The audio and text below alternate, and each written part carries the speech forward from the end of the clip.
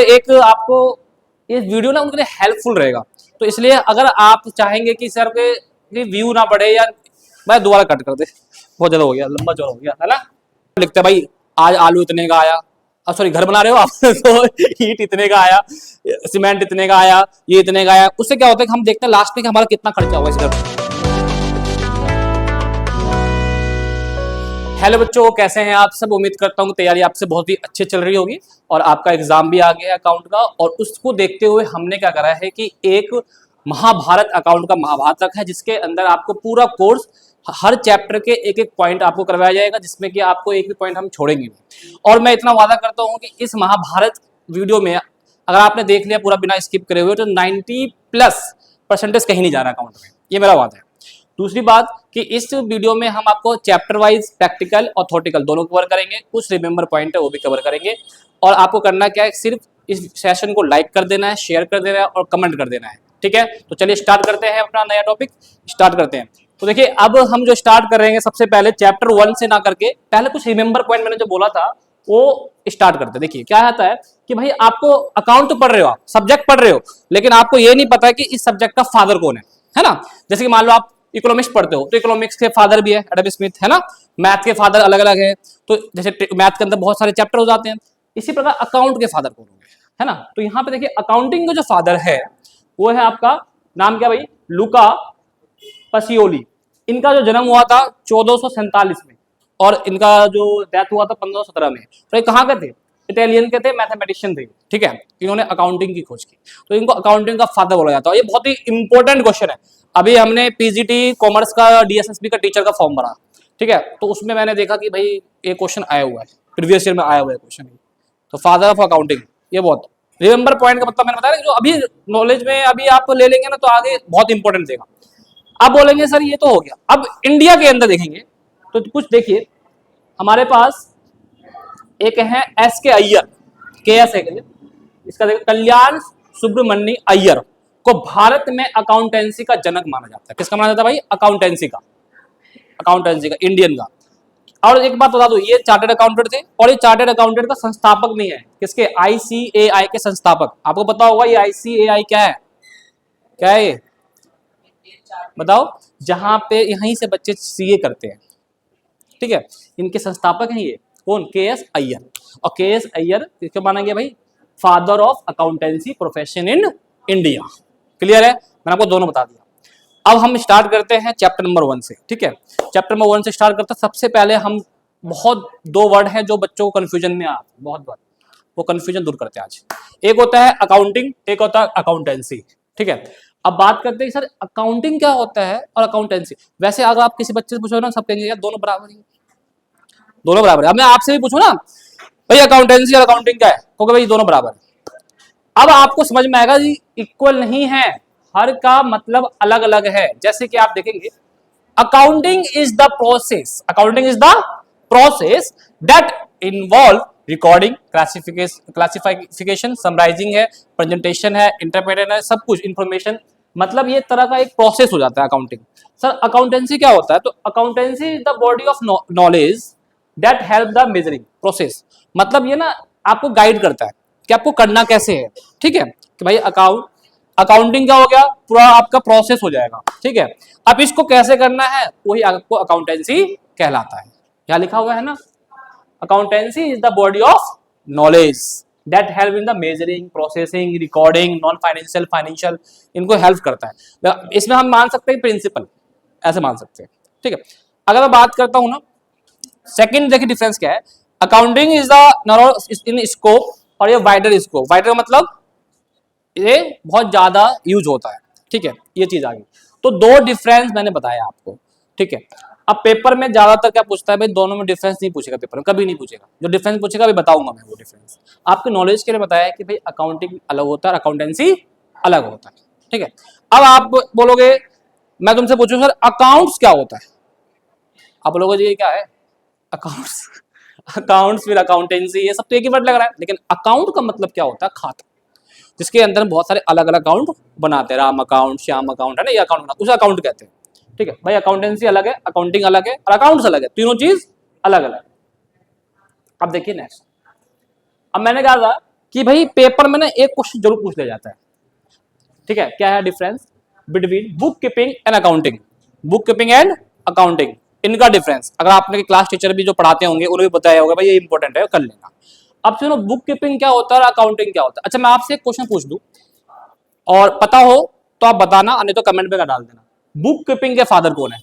अब बोलोगे जी ये तो हर किसी का आज लग रहा है लेक्चर में महाभारत का जगह फादर फादर हो रहा है ये सबके फादर ही पूछ रहे हो आप। देखो बुक कीपिंग कीपिंग क्या होता है, अकाउंटिंग क्या होता है, समझो पहले।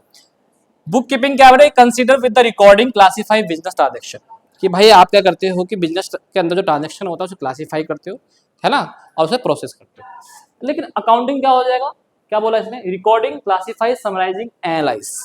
अब यहाँ पे आपने क्या करा कि बुक कीपिंग में बस आपने आइडेंटिफाई करा, कंसीडर करा, रिकॉर्डिंग क्लासिफाई, इसमें सारे स्टेप आ जाएंगे, रिकॉर्डिंग करना, क्लासिफाई करना, समराइजिंग करना और एनालाइज करना, ये सब आ जाएगा। फिर आता है बुक कीपिंग जो होता है ये प्राइमरी स्टेज होता है। बुक कीपिंग क्या होता है भाई? Primary stage. और ये अकाउंटिंग क्या हो जाएगा? सेकेंडरी स्टेज, नॉर्मल चीजें। देखो फिर आता है नेचर ऑफ जॉब, ये रूटीन जो है वो क्लियरली होता है और ये एनालिटिक नेचर होता है। एनालिटिक मतलब क्या कि लास्ट में कराया जाता है। देखो बुक कीपिंग करता, इसके लिए आपको किस टाइप के बंदे चाहिए, अकाउंटिंग के लिए किस टाइप के बंदे चाहिए ये भी पता होना चाहिए। तो अकाउंटिंग के लिए फुल नॉलेज चाहिए, लाइक प्रोफेशनल सीए वगैरह, है ना। बुक कीपिंग के लिए कोई ज्यादा स्किल की जरूरत नहीं है। तो इसीलिए बुक कीपिंग एक प्राइमरी स्टेज माना जाता है कि बस आप क्या करो कि बिजनेस के अंदर जो ट्रांजेक्शन है रिकॉर्ड कर लो बस। उसके बाद हमारा सीए आएगा और उसको क्लासिफाई कर लेगा, समाजिक करेगा, जो कहाँ आएगा वो देख लेगा वो। तो नॉर्मल चीज आप देखोगे कि छोटे मोटे दुकानदार ज्यादातर ये वाला यूज करेंगे, अफर्ड नहीं कर सकते ना ये वाला चीज है, क्योंकि इसके अंदर सीए आएगा, फीस लेगा, अच्छा सा ऑडिट करेगा। तो ये चीज होगी, डिफरेंस आपको पेपर में आता है। फिर देखिए आपके पास अकाउंटिंग के एडवांटेज और डिसएडवांटेज, इसको बोलते हैं हम लिमिटेशन। डिसएडवांटेज का दूसरा नाम क्या होता है? लिमिटेशन। भाई देखो अकाउंटिंग का एडवांटेज, अब सुनो, याद नहीं है ना, रटना नहीं है, समझो चीजों को। आपसे मैं पूछ दो भाई अकाउंटिंग करते क्यों, हम क्यों करेंगे अकाउंटिंग? कुछ एडवांटेज होगा तभी तो करेंगे, कुछ बेनिफिट हो जाए, या इसका दूसरा नाम होता है मेरिट और डीमेरिट, राइट। अब देखो अकाउंटिंग करने के लिए क्या होता है, बेनिफिट क्या होता है? Number 1, maintain the financial transaction, आप अपने फाइनेंशियल ट्रांजेक्शन को मेंटेन कर सकते हो। सेकंड है कि फाइनेंशियल पोजीशन को पता लगा सकते हो कि हमारी कंपनी की पैसे कितने हैं, फाइनेंशियल पोजीशन क्या है। अगर मान लो मैं आप मुझे फीस देते हो, मैं उसका रिकॉर्ड ना करूं तो मुझे कैसे पता चलेगा मुझे कितना फीस आ रहा है, क्या मैं पढ़ा रहा हूं, मैं बेनिफिट में हूं या नहीं हूं। कि भाई क्या पता आपसे पढ़ाने से अच्छा मैं कहीं जॉब कर लेता, वहां अच्छा सैलरी मिल जाता, तो वो पता क्या चलेगा जब तक मैं एक एक्सेल मेंटेन नहीं करूंगा। मैं भी एक्सेल मेंटेन करता हूं, भाई किसकी फीस कितनी है, कब आ रही है, नहीं आ रही, इस महीने में इतना फीस आया। तो फाइनेंशियल पोजीशन पर लगाने के लिए हम अकाउंटिंग करते हैं। Third, determination of the tax amount, कि आपको कितना टैक्स देना। जैसे मैंने आपको बताया टैक्स किस पे देते हैं, प्रॉफिट पे देते हैं ना। तो अगर हमें प्रॉफिट नहीं पता होगा तो हम टैक्स कहां से देंगे, तो टैक्स को पे करने के लिए भी हमें करना होता है accounting. Help in decision making, मतलब कि आपको कुछ भी निर्णय लेना हो उसके लिए भी अकाउंटिंग आपको क्या करता है, इन्फॉर्म, मतलब कि हेल्प करता है। कैसे? अब सुनो जैसे कि मान लो हमने एक इंस्टीट्यूट है, अब इसमें हम चाह रहे हैं क्या कि भाई एक स्मार्ट क्लास ऑल बना दे। अब वो बनाए कैसे? अब हम देखेंगे कि हमारे पास फीस कितना आ रहा है, बच्चे कितने आ रहे हैं, क्या उसके लिए पैसे तो चाहिए ना। तो अगर हमारे पास हमारे बच्चे ज्यादा आ रहे हैं हमारे पास, तो हम क्या करेंगे, भाई चलो बच्चे ज्यादा आ रहे हैं, फीस ज्यादा आ रहा है, तो एक स्मार्ट क्लास और कर दो, तो कोई दिक्कत है, एक स्मार्ट बोर्ड और ले आते हैं, ठीक है। तो उसके लिए पता क्या चलेगा, जब मैं पूरा अकाउंट्स मेंटेन करूंगा तब पता चलेगा, वरना नहीं पता चलेगा, ठीक है। सिंप्लीफाई ऑडिटिंग प्रोसेस, देखो भाई ऑडिटिंग का मतलब बता देता हूँ। लास्ट में जब 31 मार्च क्लोजिंग डेट होता है तो क्या होता है कि हम ऑडिट करवाते हैं कि भाई जो चीजें हमने पूरे साल रिकॉर्ड करी है क्या वो सब ठीक है नहीं है। एक सीए आता है, हम हायर करते हैं, वो पूरा चेक करता है कि सारे ट्रांजेक्शन रिकॉर्डिंग वगैरह सब अच्छे हैं या नहीं है। क्योंकि क्या होता है अगर आप ऑडिट नहीं करवाते हो, आप टैक्स पे कर देते हो, तो अगर आईटीआर डिपार्टमेंट को, इनकम टैक्स डिपार्टमेंट को कुछ शक होता है तो आप पे क्या करेगा, केस नहीं करेगा, पहले पहले आपको इंटीमेट देगा, इन्फॉर्म करेगा, आपको बुलाएगा, फिर आपको कहेगा भैया आप बताओ आपने कैसे कैसे टैक्स दिया, समझाओ, ऑडिट करवाई दी आपने, करवाई थी नहीं करवाई थी बताओ, ये सब होता है। इसलिए कंपनी, हर कंपनी ऑडिट करवाती है, बड़ी बड़ी कंपनियां, आपने सुना भी होगा अक्सर ऑडिट का चल रहा है कंपनी में ऐसे। तो ये सारे एडवांटेज है। अब इसके डिसएडवांटेज क्या आ जाता है, सुनिए, कॉस्टली पड़ेगा, कॉम्प्लेक्स सिस्टम है, सही बात है भाई। अगर मान लो अकाउंटिंग करवाना है तो सीए रखना पड़ेगा, हर महीने सीए का डाटा जाएगा, सीए के पास डाटा जाएगा, तो कॉस्टली पड़ेगा। इग्नोर क्वालिटी फैक्टर, किसको इग्नोर करता है भाई ये, क्वालिटी फैक्टर को, क्वांटिटी फैक्टर को एक्सेप्ट करता है, ठीक है जी। पॉसिबिलिटी ऑफ डाटा मैनिपुलेशन, कभी कभार क्या होता है कि डाटा हो सकता है कि उधर उधर हो जाए। आपने देखा होगा भाई बहुत सारे सीए क्या करते हैं, प्रॉफिट कहते हैं ना कंपनी, एक काम कर भाई प्रॉफिट कम कर दिखा दियो ताकि टैक्स हमें कम देना पड़ेगा, तो सीए करते हैं फिर उसमें कुछ हेरफेर कर देते हैं। तो ये चीजें होती रहती है और ये हक होती ही है, जरूर है, क्योंकि कोई भी इंसान पूरा टैक्स, सच्चा टैक्स पे नहीं करेगा।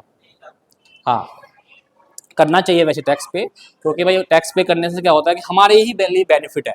अगर हम टैक्स पे नहीं करेंगे तो हमारे लिए फैसिलिटी नहीं मिलेगी, और फैसिलिटी नहीं मिलेगी फिर हम क्या कहेंगे, भाई गवर्नमेंट जो है हमारे लिए काम नहीं कर रही है। भाई गवर्नमेंट पे काम कब करेगी, जब उनके पास पैसा आएगा। पैसा किसके द्वारा आएगा, टैक्स के द्वारा आएगा, नॉन टैक्स द्वारा आता है, जब फीस चलान वगैरह होता है, ठीक है। और ये based on past financial data, किस पे होता है भाई, पास्ट फाइनेंशियल डाटा पे बेस होता है। तो ये एडवांटेज डिसएडवांटेज है इसका।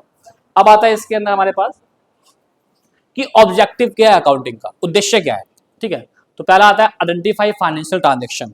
भाई पहला ऑब्जेक्टिव क्या होता है कि हम फाइनेंशियल ट्रांजेक्शन को आइडेंटिफाई करते हैं कि भाई कौन सा वित्त वाला है, पैसा वाला है, और कौन सा ना पैसा वाला है। Maintain proper record of business transaction, पूरे बिजनेस का एक मेंटेन। देखिए अगर आप एक घर भी बनाते हैं ना, तो आप क्या करते हैं, एक पर्चा उठाते हैं तो ऊपर लिखते हैं जय माँ संतोषी या गणेशाय नमः, ऐसे लिखते हैं ना, और फिर आप लिखते हैं भाई आज आलू इतने का आया, सॉरी घर बना रहे हो आप तो ईट इतने का आया, सीमेंट इतने का आया, ये इतने का आया। उससे क्या होता है कि हम देखते हैं लास्ट में कि हमारा कितना खर्चा हुआ इस घर बनाने में, है ना। तो एक हम जब सबसे छोटे इंसान जब इतने चीज को मेंटेन कर रहे हैं, तो एक कंपनी तो फिर तो भाई वो तो अच्छे से मेंटेन करेगी, भाई सॉफ्टवेयर यूज करेगी वो तो।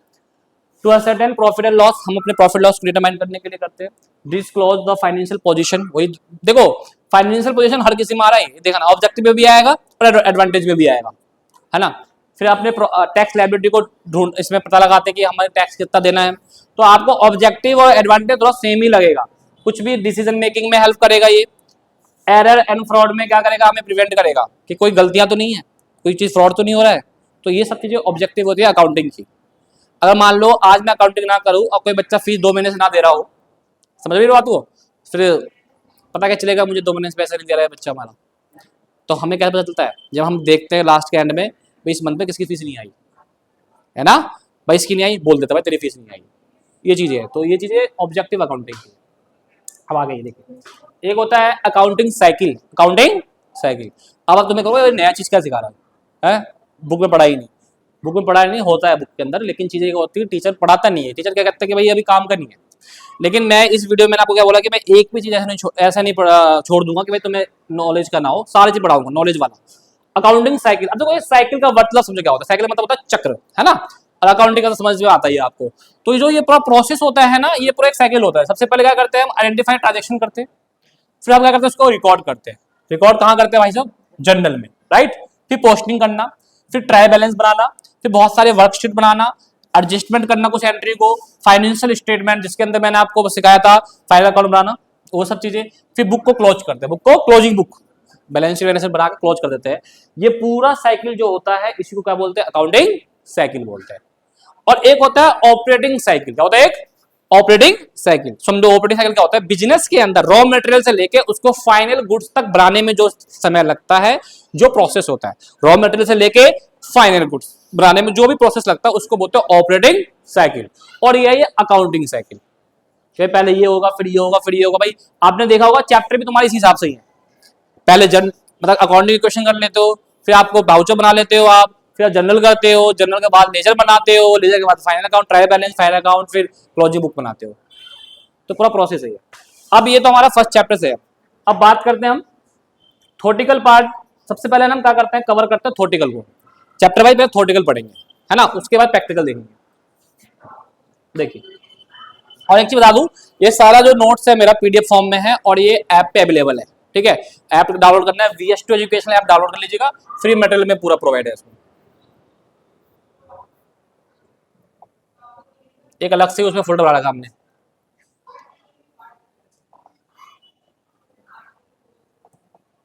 पूरा पीडीएफ फॉर्म में है और बहुत ही बेनिफिट देगा आपके लिए।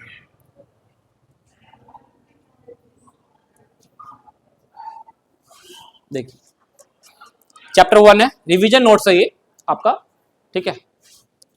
देखो इस चैप्टर में हमने क्या क्या कर रखा है, सबसे पहले हमने भी बता रखा है कि भाई पहले इस पीडीएफ में क्या क्या मैं आपको कवर किया जाएगा, क्या क्या कवर किया जाएगा, पॉइंट रिमेंबर पॉइंट भी है। देखो आपको भी मैंने पढ़ाया था ऑब्जेक्टिव अकाउंटिंग, कोई दिक्कत नहीं है, वही सारे ऑब्जेक्टिव अकाउंटिंग इसमें लिखे हुए हैं, ठीक है। फिर आपको मैंने पढ़ाया था एडवांटेज ऑफ अकाउंटिंग, वो सारा एडवांटेज अकाउंटिंग यही चीज है। देखो ये थोड़ा सा लॉन्ग में है, वो मैंने वो शॉर्ट में लिखा था, ठीक है, लेकिन ये पीडीएफ पढ़ना बहुत जरूरी है, क्योंकि हर चीजें शॉर्ट में पढ़ोगे शॉर्ट नॉलेज मिलेगी। लिमिटेशन ऑफ अकाउंटिंग जिसको बोलते हैं डिसएडवांटेज पढ़ाया हुआ है। बुक कीपिंग पढ़ाया हुआ है जी, देखो आ गया डिफरेंस, बुक कीपिंग और अकाउंटिंग का डिफरेंस मिल गया, ठीक है जी। एक चीज और बताऊं मैं, क्वेश्चन का थ्योरेटिकल पार्ट को हमें अपने पेपर में कैसे प्रेजेंट करना है, प्रेजेंट करने का तरीका देखिए पहले, फिर हम इस पे आएंगे।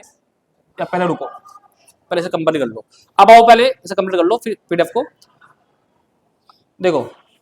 ब्रांच ऑफ अकाउंटिंग कौन कौन से ब्रांच ऑफ अकाउंटिंग है? सबसे पहले देखो ब्रांच ऑफ अकाउंटिंग में फाइनेंशियल अकाउंटिंग आता है। क्या आता है भाई? Financial accounting. इस फाइनेंशियल अकाउंटिंग में क्या करते हैं? फाइनेंस की चीजों को पता लगाते हैं। फिर आता है आपके पास कॉस्ट अकाउंटिंग। इस अकाउंटिंग में अपने बिजनेस की जो कॉस्ट होती है ना, उसको पता लगाते हैं कि पर यूनिट गुड्स या पर यूनिट सर्विस कितना कॉस्ट आ रहा है हमारे पास। मैनेजमेंट अकाउंटिंग कि हमारे ये जो ब्रांच के अंदर हमें हेल्प करता है कि हमारे मैनेजमेंट के अंदर क्या प्लानिंग कर रहे हैं, क्या कंट्रोलिंग कर रहे हैं, हम उस पर कैसे कैसे करना है, कितनी कॉस्ट आएगी, ठीक है। अब देखो यूजर्स दो होते हैं, दो प्रकार के होते हैं, आपने पढ़ाई होगा बुक में है। एक होता है इंटरनल और एक होता है एक्सटर्नल। भाई जो इंटरनल होते हैं वो कौन कौन होते हैं? ऑनर होते हैं और मैनेजमेंट होते हैं, वही होते हैं भाई, ये इंटरनल है, ठीक है। एक्सटर्नल में कौन कौन से आएंगे? इन्वेस्टर है हमारे, क्रेडिटर है हमारे, लैंडर है हमारे, टैक्स ऑथराइज्ड हमारे, इंप्लॉय है, इंस्टीट्यूशन भी आएगा इसके अंदर, गवर्नमेंट भी आएगा इसके अंदर, इतना चीज इसमें है नहीं, इंस्टीट्यूशन भी आएगा, गवर्नमेंट भी आएगा, ये सब हमारे एक्सटर्नल ही है। देखो एक चीज बता दूं आपको, इसको क्वेश्चन पेपर में ना किस हिसाब से पूछता है, या तो पूछ देगा भाई यूजर्स बताओ कौन कौन होते हैं, या ये पूछ देगा कि भाई अकाउंट को कौन कौन से फैक्टर इफेक्ट करते हैं, कौन कौन से फैक्टर इफेक्ट करते हैं। तो ये सारे फैक्टर इफेक्ट करने वाले ही हैं, ध्यान रखिएगा चीजों को।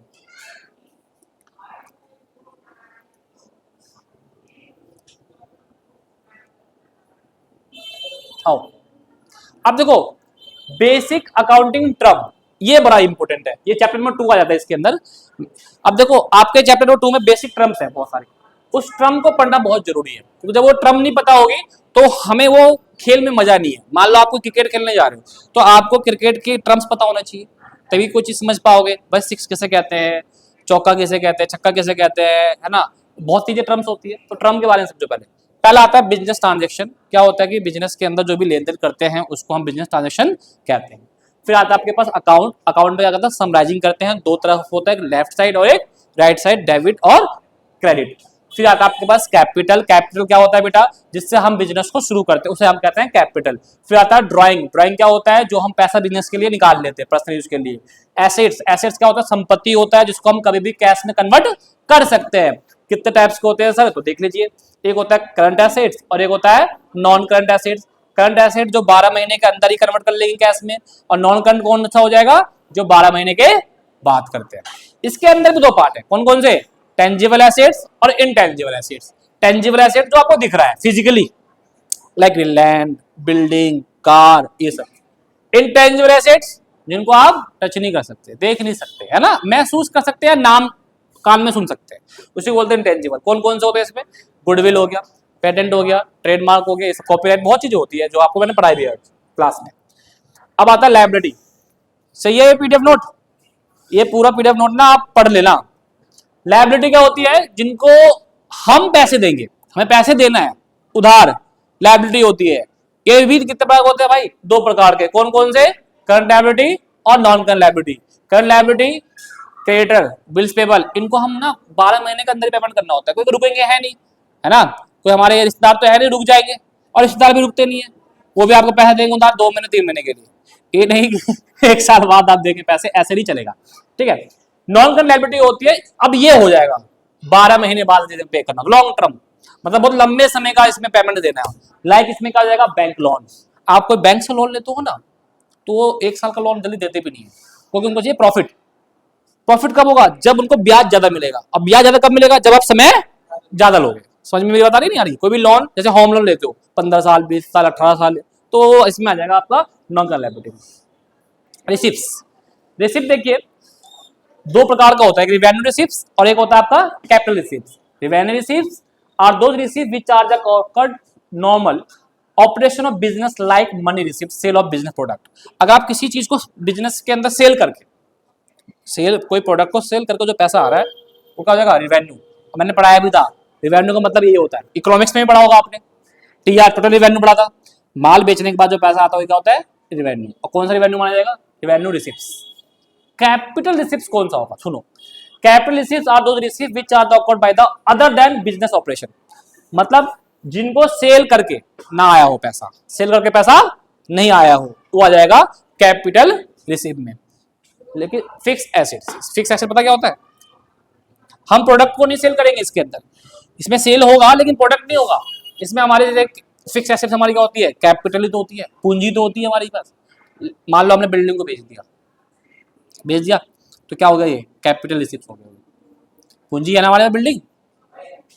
एक्सपेंस क्या होता है, ये cost incurred by the business earning revenue are down the expense, कि भाई ऐसा एक्सपेंस जिससे कि बिजनेस की रिवेन्यू इंक्रीजमेंट हो या बिजनेस की रिवेन्यू जनरेट हो, ऐसा एक्सपेंस। जैसे कि एडवर्टीजमेंट, अपने ऐड करवाया, एक्सपेंस है या नहीं है, लेकिन क्या हुआ, उस ऐड से बिजनेस का नाम चलेगा, फिर हमारे पास कस्टमर आएंगे। ठीक है, आइए अब आइए, एक्सपेंडिचर हो गया हमारे पास, रिवेन्यू एक्सपेंडिचर, ये भी दो प्रकार के होते हैं, रिवेन्यू और कैपिटल। नाम आ गया रिवेन्यू, जहां रिवेन्यू आ गया समझ जाओ आप कि भाई इसके अंदर सेलर को लफड़ा है। अब देखोगे benefit expenditure receive with in the year is called revenue expenditure, for example rent, interest, ये समझ आएगा। कैपिटल रिसीव क्या हो जाएगा, more than 1 year, more than, ये एक्सपेंस होता है तो मोर देन 1 ईयर होता है, एक साल को।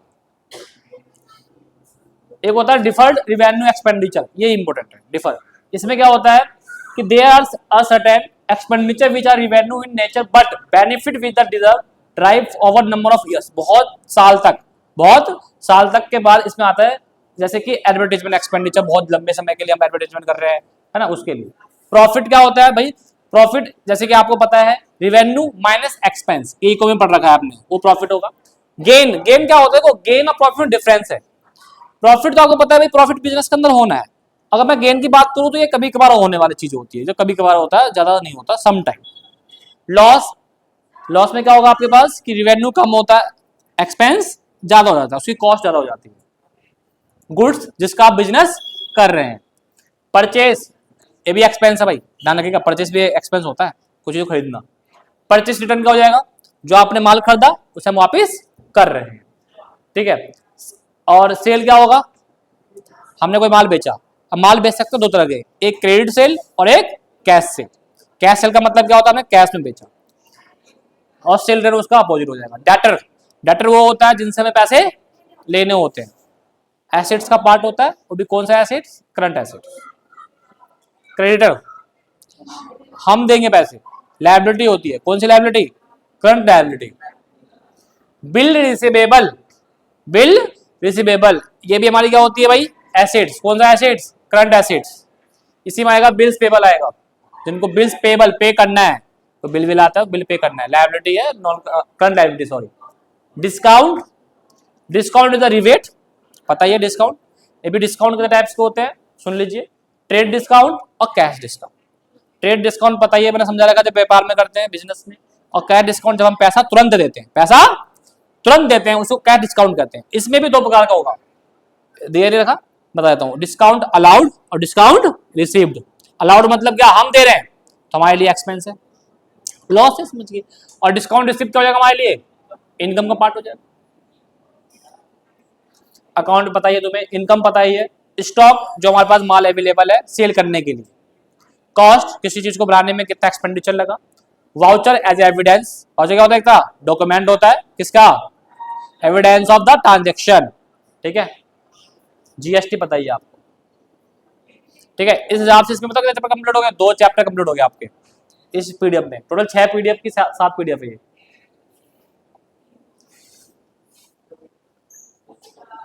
अब देखिए, अब आता है आपका ये थ्योरी बेस ऑफ अकाउंटिंग में, फंडामेंटल बताइए है,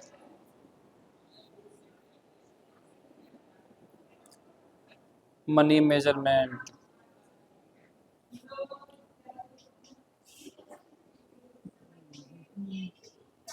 अब देखो इसमें क्या है ना कि आपको कुछ ऐसे पॉइंट्स हैं जो आपको, आइए देखिए, आपने ये भी चीज पढ़ा होगा, बेसिस ऑफ अकाउंटिंग। दो तरह के बेस अकाउंटिंग होते हैं, कौन कौन से? एक होता है कैश बेसिस और एक होता है आपका एक्चुअल बेसिस। अब देखो जो कैश बेसिस होता है ना, उसके अंदर क्या करते हैं आप कि बस सिर्फ और सिर्फ कैश के ट्रांजेक्शन को रिकॉर्ड करते हैं, राइट। और एक्चुअल बेसिस में क्या हो जाता है, उसके अंदर कैश और क्रेडिट दोनों के ही ट्रांजेक्शन को आप रिकॉर्ड करते हैं। इसमें कभी कभार डिफरेंस भी आता है, आपको बुक में भी है डिफरेंस, भाई कैश बेसिस और एक्चुअल बेसिस में डिफरेंस क्या है। तो देखो ये रहा, एक्चुअल बेसिस है और ये कैश बेसिस है। आप देखोगे कैश बेसिस में ओनली कैश ट्रांजेक्शन, और इसमें क्या जाएगा बोथ कैश एंड क्रेडिट। अगर मैं बात करूं और भी डिफरेंस है, प्रॉफिट लॉस निकालेंगे, इसमें करेक्ट निकलेगा, इसमें निकलेगा करेक्ट प्रॉफिट लॉस। क्या लिखा हुआ है? Correct profit loss is not ascertainable because in record only cash transaction. तो क्या होता है ना, इसमें आपने बस कैश को रिकॉर्ड करा है, आपके बिजनेस के अंदर कुछ उधार वाली चीजें भी होगी ना, उसको कंसीडर तो आप कर रहे नहीं, तो प्रॉफिट तो एक्चुअल निकलेगा नहीं। तो इसमें निकलता है प्रॉफिट सही से, प्रॉफिट एंड लॉस इसमें अप्रॉक्स निकलेगा, एवरेज निकलेगा, आप ये बोल सकते हो। तो डिफरेंस पेपर में आएगा, ये भी आप याद कर लीजिएगा।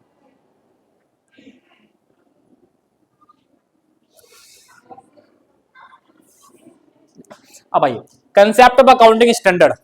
कंसेप्ट ऑफ अकाउंटिंग स्टैंडर्ड, देखो अकाउंटिंग स्टैंडर्ड का मतलब क्या होता है कि अकाउंट से कुछ प्रिंसिपल होते हैं, कुछ रूल्स होते हैं, उसके स्टैंडर्ड होते हैं, कुछ एक्ट होते हैं, है ना, वो भी आपको बहुत ज्यादा जानना जरूरी है।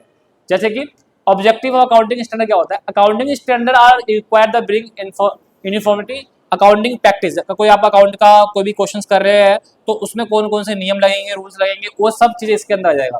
जैसे इंप्रूवमेंट करना है, कोई भी फाइनेंशियल स्टेटमेंट को कैसे इंप्रूवमेंट करेंगे, ये सब चीजें आपको अकाउंटिंग स्टैंडर्ड के अंदर आता है।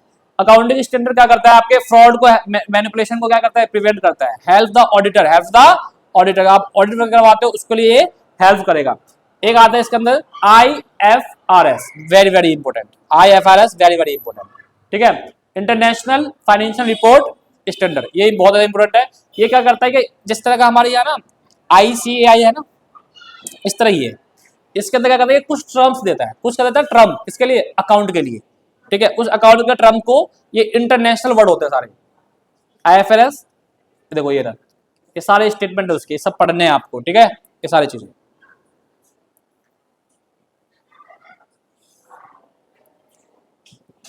अब देखिए रिकॉर्डिंग ट्रांजेक्शन, कोई हम ट्रांजेक्शन रिकॉर्ड कैसे करते हैं वो देख लीजिए। थोड़ा सा क्या है कि थ्योरेटिकल पार्ट जल्दी करवा रहा हूँ, प्रैक्टिकल में टाइम लगेगा।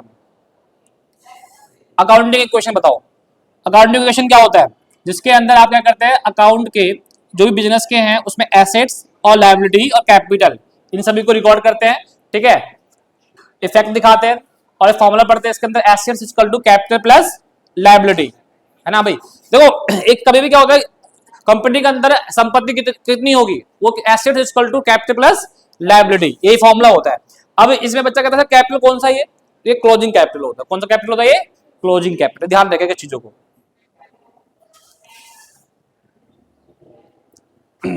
ये देखो इस टाइप का होता है, ये देखो जैसे कि मान लो इसमें क्या होता है, हर दो इक्वेशन के बाद, हर दो ट्रांजेक्शन के बाद एक न्यू इक्वेशन बनता है, ठीक है। जैसे कि मान लो आपने क्या करा भाई, एक पहले से एसेट्स है, कैपिटल प्लस लायबिलिटी, यही फॉर्मेट होता है पूरा।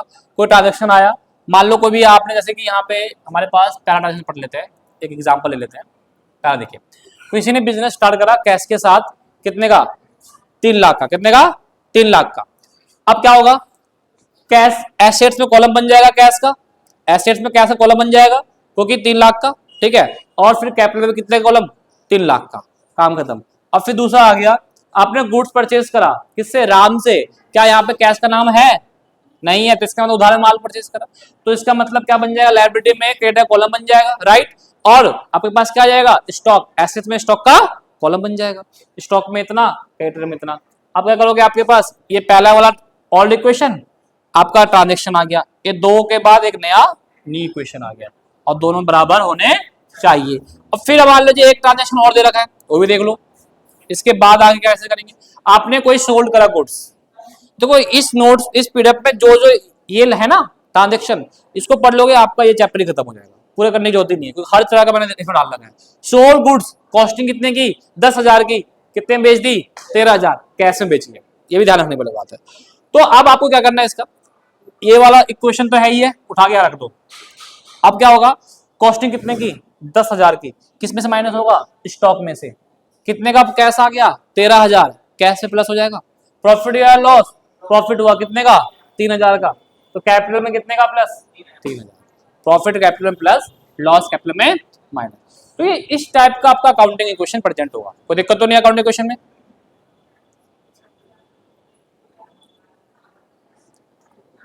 अब देखो डेप्रिसिएशन, देखो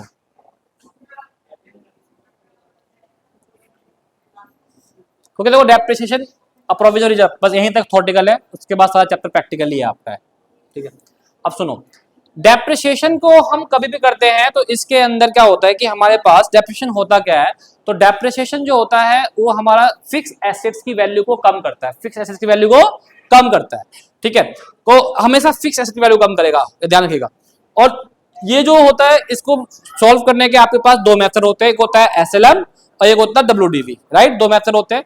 अब जो एसएलएम डब्ल्यूडीवी में क्या फर्क है उसके बारे में हम पढ़ेंगे कि भाई एसएलएम और डब्ल्यूडीवी में क्या फर्क है।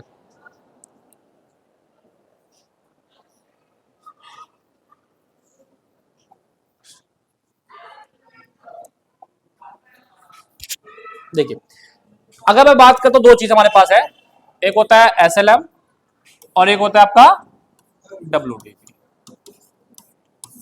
अब देखिए एसएलएम मेथड के अंदर अगर हम बात करते हैं तो जो डेप्रिसिएशन लगता है वो सेम लगता है, सेम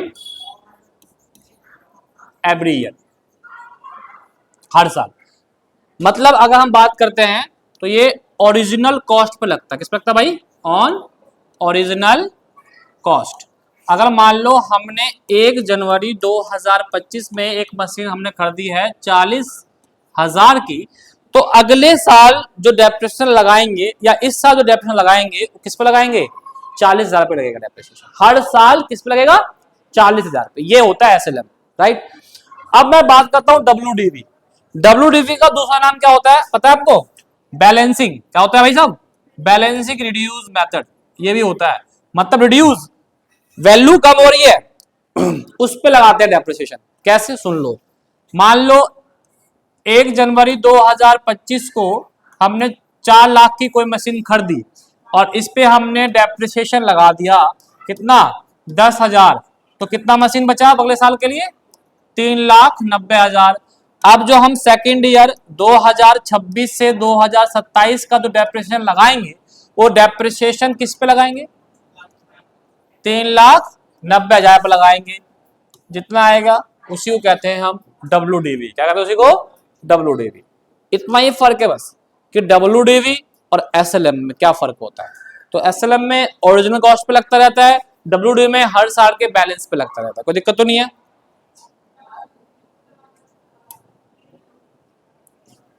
अब देखिए भाई, अब जो आपका है प्रैक्टिकल स्टार्ट करते हैं चैप्टर से, ठीक है।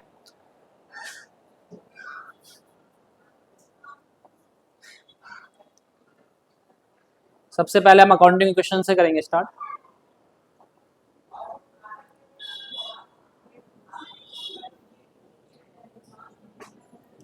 देखिए भाई, अकाउंटिंग इक्वेशन से स्टार्ट करते हैं। हर चैप्टर में से 2-2 3 क्वेश्चन हम कर लेते हैं सॉल्व, पूरे तो नहीं कर सकते, हर से 2-2 3। थोड़ा सा ये ब्लर सा हो रहा है, ज्यादा खुल गया नहीं, एक कोई बात, दिख तो रही होगा, ऐसी बात तो है नहीं, ठीक है। आओ देखो भाई आपको क्या करना है, 3 ट्रांजेक्शन वाले तो हम करवाएंगे नहीं, ठीक है। कॉपी खोल लो आप सब भी, और थोड़ा सा हम हैवी क्वेश्चन करवाते हैं जिसमें ट्रांजेक्शन ज्यादा हो।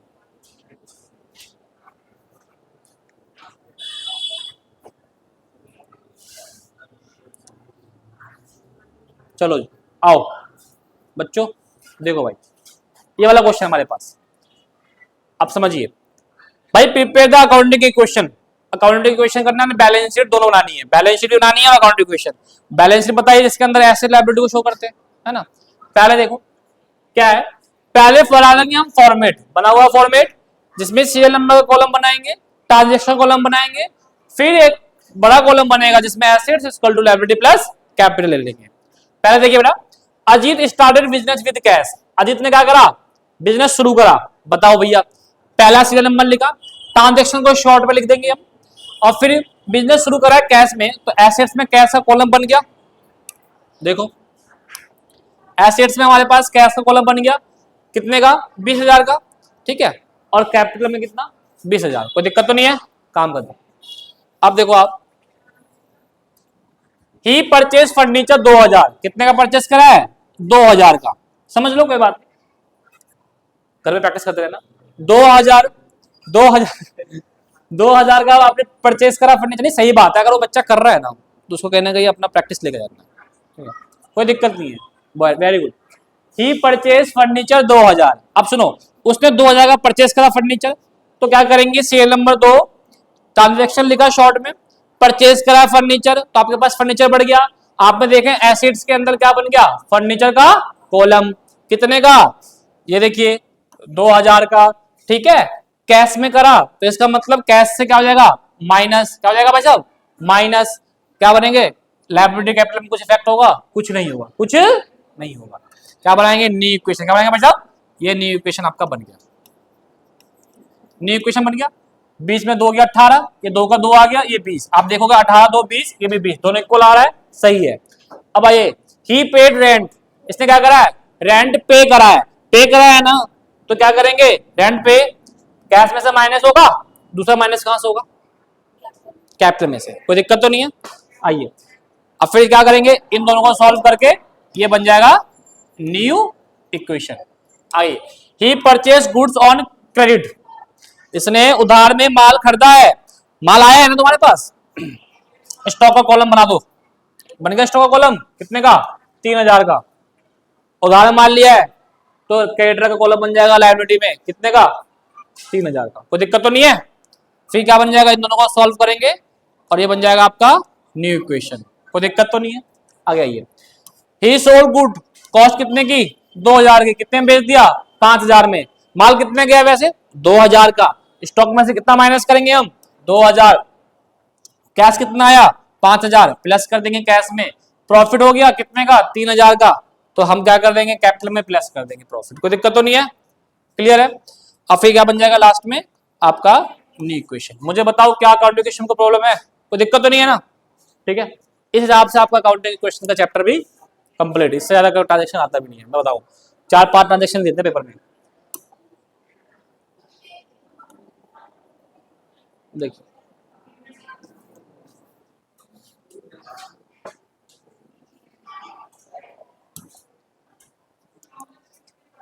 अब देखिए भाई, चैप्टर आपका rules debit and credit, rules debit and credit. अब देखो आपको एक चीज बताया होगा, डेबिट क्रेडिट के रूल्स को पता लगाने के लिए हम क्या करते हैं, चीजें को समझिए पहले, बताइएगा कि एक होता है हमारे पास एसेट्स, क्या होता है एक हमारे पास एसेट्स, एक क्या होता है एक्सपेंस, फिर हमारे पास लायबिलिटी कैपिटल, है ना। रेवेन्यू ले लो कोई बात नहीं, प्रॉफिट भी ले लो, फिर तो यहाँ लॉस भी ले लो फिर मान लो ये सब बढ़ते हैं तो क्या होता है डेबिट, और कम होता है तो ये बढ़ते हैं तो कम होते हैं तो डेबिट। ये कौन सा अप्रोच है बताना जरा मुझे, कौन सा अप्रोच है, मॉडर्न ट्रेडिशनल, मॉडर्न अप्रोच, ठीक है। इसी के बिहाफ पे हमें क्या करना है, ये चैप्टर कंप्लीट करना है, ठीक है, कोई दिक्कत तो नहीं है। चलिए स्टार्ट करते हैं। पहला क्वेश्चन देखिएगा,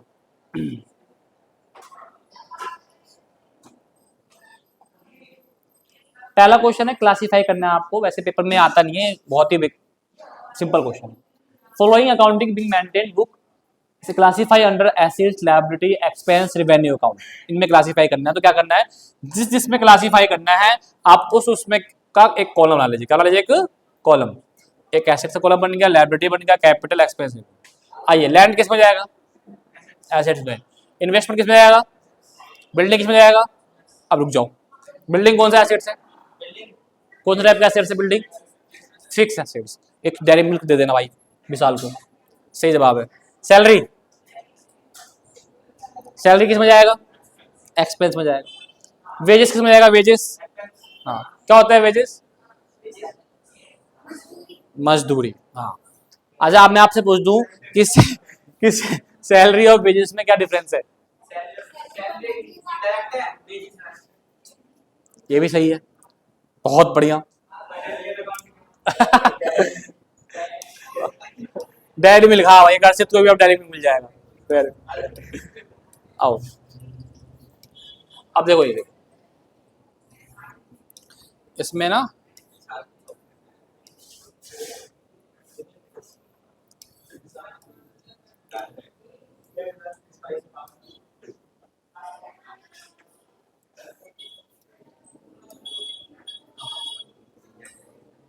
देखो, you are given number of account, बहुत सारे अकाउंट दिए हुए हैं, ठीक है, और show in debit balance and credit balance. बताइए कौन डेबिट बैलेंस शो करता है और कौन क्रेडिट बैलेंस शो करता है, ठीक है। डेबिट क्रेडिट में पहले बताइए, मशीनरी डेबिट होगा, क्रेडिट बैलेंस शो करेगा, क्यों करेगा? Asset, very good. Cell credit, cash debit. तो जैसे इसमें ऐसे प्रेजेंटेशन देखो क्या क्या कर रखा है, जो अकाउंट है वो बैलेंस का शो करेगा, वो और रीजन लिखना है, रीजन भी लिखा। जैसे मान लो कैरिज डेबिट को क्या एक्सपेंस होता है, मशीनरी डेबिट को क्या एसेट्स, आपने बोला ही था, कैश डेबिट को क्या एसेट्स होता है, आपका राम कस्टमर है, डेबिट को डेटर होता है ना, ये रीजन आ गया।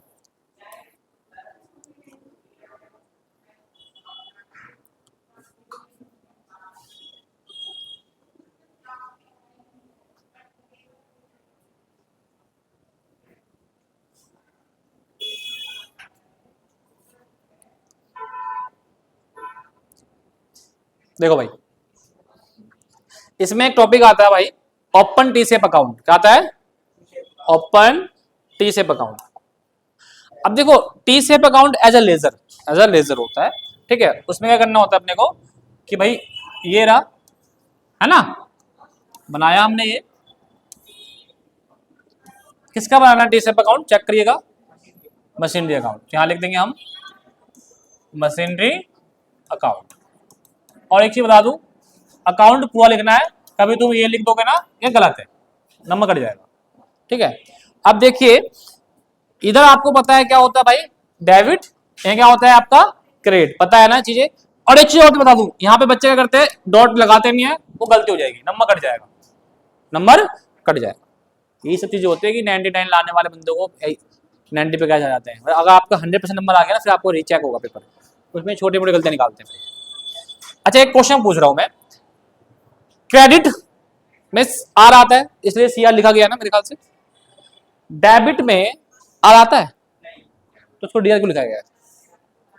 ये होमवर्क है, कमेंट बताइएगा। आइए, आप देखिए, मशीन डेबिट कब होगा मुझे बताओ जल्दी, इंक्रीज या डिक्रीज? तो यहां का लिख देंगे बेटा इंक्रीज, यहां का जाएगा बेटा डिक्रीज। अब बताइए मशीनरी परचेज, हाँ जी सुनिए, मशीनरी परचेज बताओ किधर आएगा, ये इधर या इधर? यहां आएगा ना भाई, परचेज करा गया है मशीनरी। अमाउंट का कॉलम बनाइए, अमाउंट, क्लियर है ना? कोई नहीं, यहां आ जाएगा आपको कितने का, 40,000 का ही आ जाएगा। मशीनरी सोल्ड हो गया, सोल्ड, जो सोल्ड लिख के यहाँ पे क्या जाएगा 10,000 का। मशीनरी फिर परचेस करा 8,000 का, मशीनरी फिर सोल्ड कर दिया 14,000 का। डेप्रिसिएशन लग गया मशीन पर कितने का, 1,000 का। टोटल कर दिया 40 और 8 48, ये साइड ज्यादा आ रही है, तो 48,000 डबल डबल। बैलेंस सीडी आ जाएगा इधर, जो कम पड़ता है उसका बोलते हैं बैलेंस सीडी, बैलेंसिंग फिगर, जो भी कम पड़ रहा हो वो देख लीजिएगा। क्लियर है, कोई दिक्कत तो नहीं है टीसीएफ अकाउंट में? आप देखेंगे इसका सोल्यूशन भी ऐसे दिया होगा, देखो भाई, देखो 40 8 1 1 23,000 का इसका बैलेंस शीट है, राइट। अब सुनो, जब सेल करते हैं तो क्या लिखेंगे इधर, बाय बैंक। ध्यान रखना है क्योंकि आपको पता है कि कंपनियां क्या करती है, बैंक से ही ट्रांजेक्शन सारा करती है, ठीक है। टीसीएफ अकाउंट समझ में आएगा, दिक्कत तो नहीं टीसीएफ अकाउंट में। पेपर में कभी आता है, जैसे इतने सारे दिए हुए हैं, इसमें कैश अकाउंट का भी बोल देगा टीसीएफ करवाने के लिए, गुड्स का भी बोल देगा टीसीएफ करवाने, एक ही क्वेश्चन में 2-3 टीसीएफ अकाउंट बोल सकते हैं। चैप्टर ये भी कंप्लीट हो गया आपका, ठीक है। अब आता है हमारे पास वाउचर। चैप्टर कौन सा भाई, वाउचर। कोई दिक्कत परेशानी नहीं हो रही ना? मुझे बताओ वाउचर होता क्या है, जल्दी बताओ, अभी पढ़ाया था। अब कौन कौन से वाउचर होते हैं पेपर में, तो आपको पता ही है, डेबिट क्रेडिट वाउचर ज्यादा पूछता है और ट्रांसफर वाउचर बहुत कम पूछता है वैसे। बाकी फॉर्मेट तुम्हें पता ही है, कोई दिक्कत तो है नहीं। ट्रांसफर वाउचर में क्या करते हैं हम, डेबिट और क्रेडिट दोनों का होता है ना। और डेबिट वाउचर में क्या होता है, डेबिट वाउचर में हम कौन कौन से ट्रांजेक्शन शो करते हैं और क्रेडिट वाउचर में कौन कौन से ट्रांजेक्शन शो करते हैं, बताओ दिखाओ। डेबिट में कैश वैस आना वो सारा डेबिट में आएगा, है ना। जैसे कि अगर आप मान लो किसी को पेमेंट कर रहे हो तो पेमेंट में कौन सा वाउचर बनेगा, अब देखो वाउचर आपके डेबिट क्रेडिट दोनों ही होते हैं, ठीक है। अब आपको देखो तीनों वाउचर को एक बार वाउचर के थ्योरेटिकल भी चलते हैं, क्योंकि थ्योरेटिकल चीजें अगर आपको नहीं पता ना तो दिक्कत हो जाएगा फिर आपको। फॉर्मेट में देख लेना साथ में।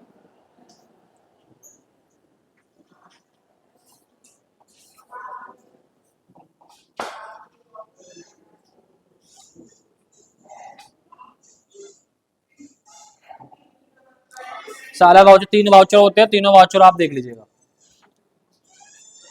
अब पेपर में ज्यादा आता है ट्रांसफर वाउचर, ये देखो ज्यादा आता है आपको ट्रांसफर वाउचर।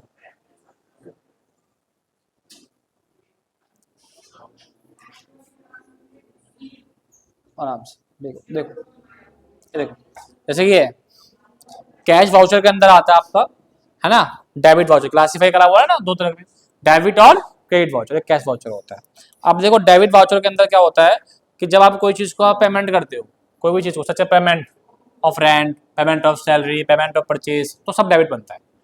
क्योंकि मान लो पेमेंट में ऐसे डेबिट इसलिए बोल रहा हूँ, जैसे कि मान लो आपने कोई एक्सपेंस करा तो एक्सपेंस डेबिट होता है, राइट, इसलिए डेबिट वाउचर बनता है, ठीक है। फॉर्मेट बताइए, ऊपर कंपनी का नाम, वाउचर नंबर और डेबिट लिख के जो भी आपको ट्रांजेक्शन करा उसको शॉर्ट में लिख दो, अमाउंट का कॉलम टोटल और नीचे सिग्नेचर मैनेजर के और किसके, अकाउंटेंट के, कोई दिक्कत तो नहीं है। अच्छा आप देखो क्रेडिट वाउचर कैसे बनेगा बेटा, पेमेंट रिसिप्ट में, पेमेंट रिसिप्ट में रिसिप्ट करोगे कोई पेमेंट को तो क्रेडिट वाउचर बनेगा, सेम चीज है, कोई दिक्कत नहीं है। देखो यहाँ का लिख दिया बस क्रेडिट।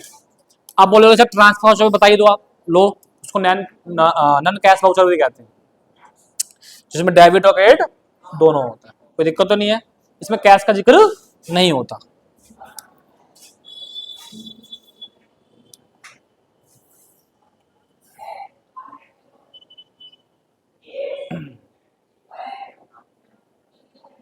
है नहीं कैसे पीडीएफ अपन, हाँ तो कौन सा वाला है,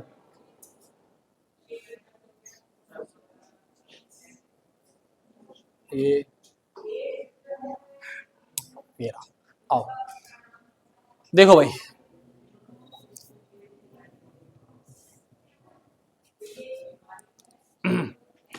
ये हमारा MS गुडलक कंप्यूटर है, उसका अकाउंटिंग वाउचर बनाना है, अकाउंटिंग वाउचर। अब आपको खुद देखना है कौन सा वाउचर बनेगा, ठीक है।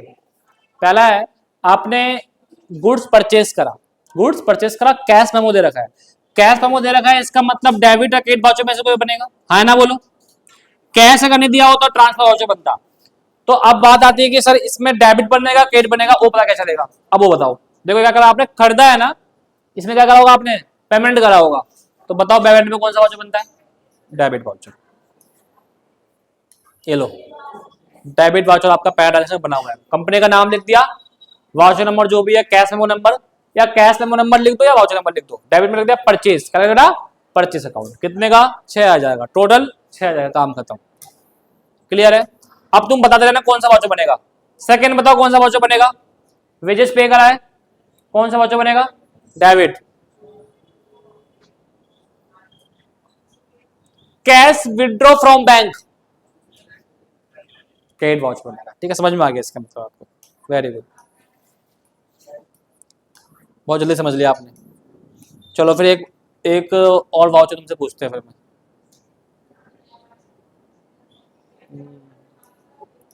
ये सब बताइए तुम, आगे आगे आगे आगे आगे आगे आगे, ये वाला बताओ, sold to shirt to Ram Prakash on credit, बताओ कौन सा वाउचर बनेगा,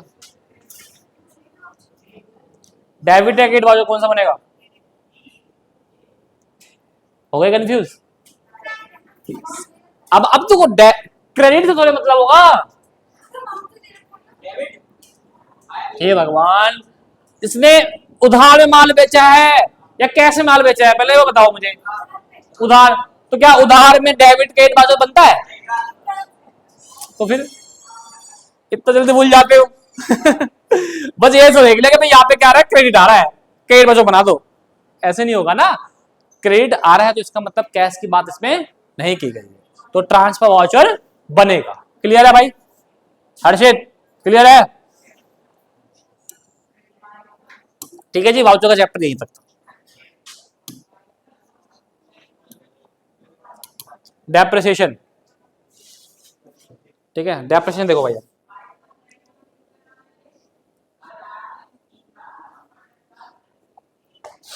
डेप्रिसिएशन देखते हैं।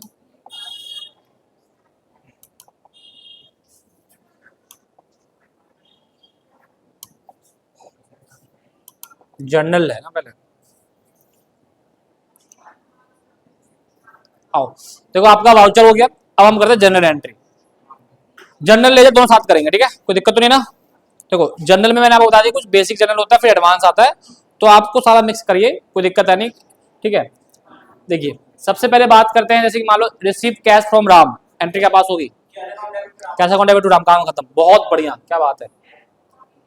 परचेज गुड्स फॉर कैश,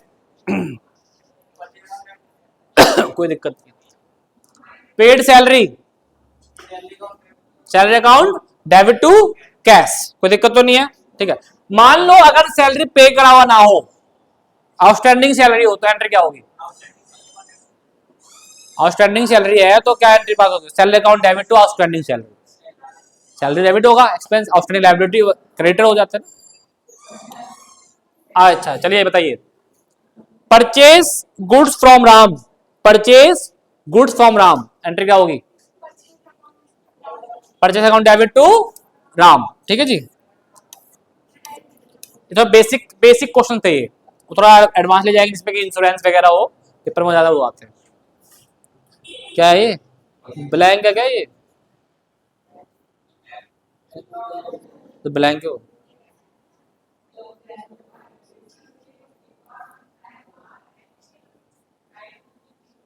चलिए इसमें एक एंट्री पूछ लेते हैं आपसे हम।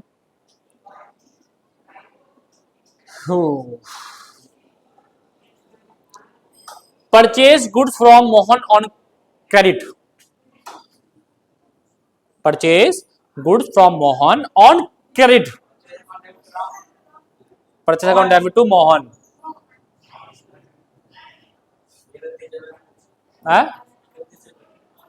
31 जनवरी। आ जाओ भाई, हमारे विशाल भैया का एक क्वेश्चन है, सर 31 जनवरी का पूछो। Rejected and return, rejected and 10% good supply by Mohan, आ जाओ पहले मोहन देखो ऊपर का है। 5 जनवरी हमने क्या करा था? परचेज करा था, परचेज गुड्स, हमने फिर उसे क्या करते? रिजेक्ट कर दिया। कितना रिजेक्ट? 10%। कितने का माल लिया था हमने से? 6000 का। परचेज करा था, अब क्या करेंगे उसे? Purchase return, purchase return. अच्छा परचेज का होता है डेबिट, अब परचेज रिटर्न क्या हो जाएगा बेटा? क्रेडिट, है ना। Mohan account debit to purchase return, कोई दिक्कत तो नहीं है? 600, कोई दिक्कत है बेटा?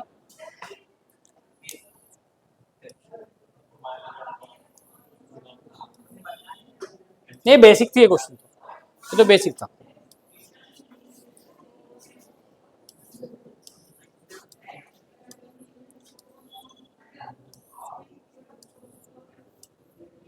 थोड़ा देर तक इसमें इंश्योरेंस हो ना, एक वो कर लेते हैं। चलो मान लो किसी को हमने, जैसे ये वाली एंट्री देख लेते हैं बेटा, रिसीव चेक फ्रॉम इतना कंपनी का full settlement amount due from them. हमने जैसे कि किसी को हमें 10,000 देना था और हमने 9,000 में सेटलमेंट कर लिया, तो उसकी एंट्री कैसे पास होती है? जैसे कि हमने क्या करा? चेक रिसीव करा, ठीक है, किससे करा चेक रिसीव करा भाई साहब? ये साधारण कंपनी, पहले देखो इस कंपनी से पैसे हमें लेने कितने थे, ऊपर ये वाला 10,000 इतने लेने थे, और हमें इसने कितने रुपए दिए? 9,750। क्लियर है? मतलब कहीं ना कहीं 250 रुपए उसने कम दिए हमें, तो हमने उसे डिस्काउंट रिसीव कराया, डिस्काउंट अलाउड करा, अलाउड करा। और डिस्काउंट अलाउड क्या होता है? डेबिट। कैश आ रहा है, चेक आ रहा है, तो बैंक अकाउंट डेबिट, कोई दिक्कत तो नहीं है। अब इसकी एंट्री की बात करते हैं, 27 तारीख की एंट्री देखिए। तो ये चीज समझनी बहुत जरूरी होती है कि अलाउड रिसीव्ड हम कैसे पहचाने, तो ये चीजें भी समझनी बहुत जरूरी होती है। देखिए बैंक अकाउंट डेबिट हो गया 9,850 से, डिस्काउंट अलाउड डेबिट हो गया 250 से, और 2MS कंपनी जो भी है इसका 10,000। कोई दिक्कत तो नहीं है। तो आपने देखो बेसिक भी कर लिया, डिस्काउंट अलाउड का भी कर लिया। अब इंश्योरेंस देखते हैं भाई, इंश्योरेंस मिल जाए किसी क्वेश्चन में, क्योंकि एक क्वेश्चन इंश्योरेंस का आता है।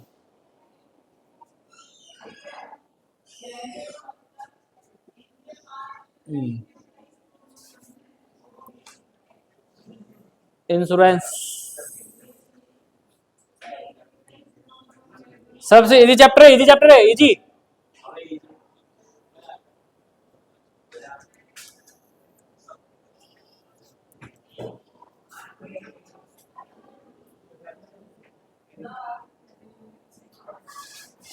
एक चीज बताइए और, ट्रेड डिस्काउंट अगर क्वेश्चन में दे देता है तो क्या ट्रेड डिस्काउंट की एंट्री पास करते हो आप? हाँ वेरी गुड, बहुत बढ़िया। एटीट्यूड देखो उसका, कह रहा नहीं होती।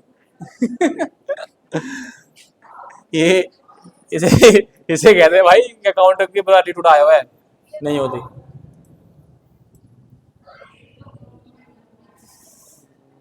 इंश्योरेंस इंश्योरेंस सेटलमेंट बढ़ा हुआ पूरा क्वेश्चन में तो।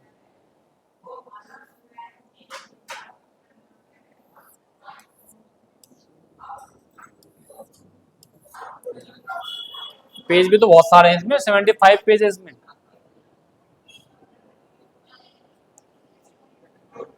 विड्रॉ, बताओ अगर हम कोई भी विड्रॉ करते हैं बैंक से तो एंट्री क्या पास होती है?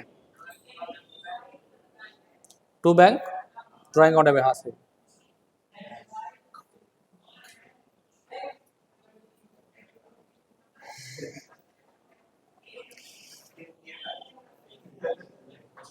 इंटरेस्ट पे करने की एंट्री बताओ, इंटरेस्ट पे करने की एंट्री,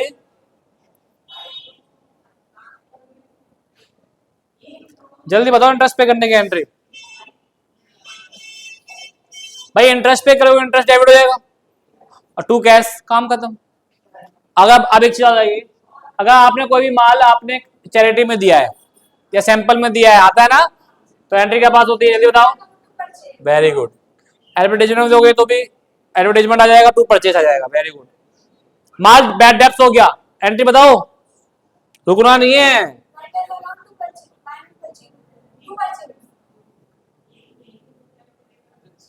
तो परचेस नहीं आएगा ना बेटा, बैड डेप्थ जो जिस समय पैसे लेने थे वो टू में आता है। मान लो हमने राम से पैसे लेने 10,000 रुपए का, बैड डेप्थ हो गया, तो बैड डेप्थ अकाउंट डेबिट टू राम। हाँ भाई वो लॉस हो गया ना ये।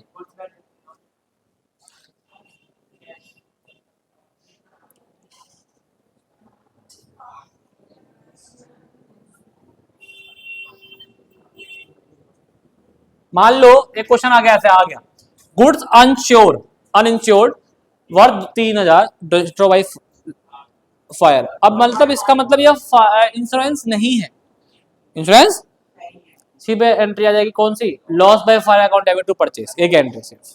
ठीक है, अब सर अगर मान लो ये इंश्योरेंस में हो, इंश्योरेंस में हो तो एंट्री क्या होगी, तो उस टाइप का क्वेश्चन हम निकालेंगे। वो लास्ट क्वेश्चन होगा चैप्टर का हमारा।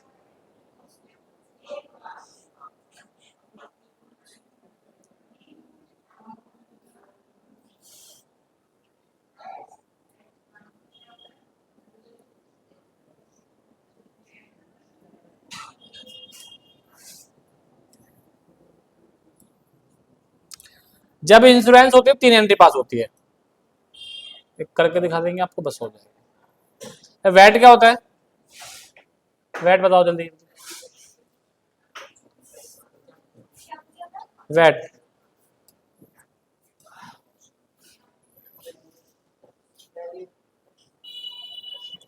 अरे इंश्योरेंस वाला डाल देगा इसमें, लग रहा है ही नहीं क्या।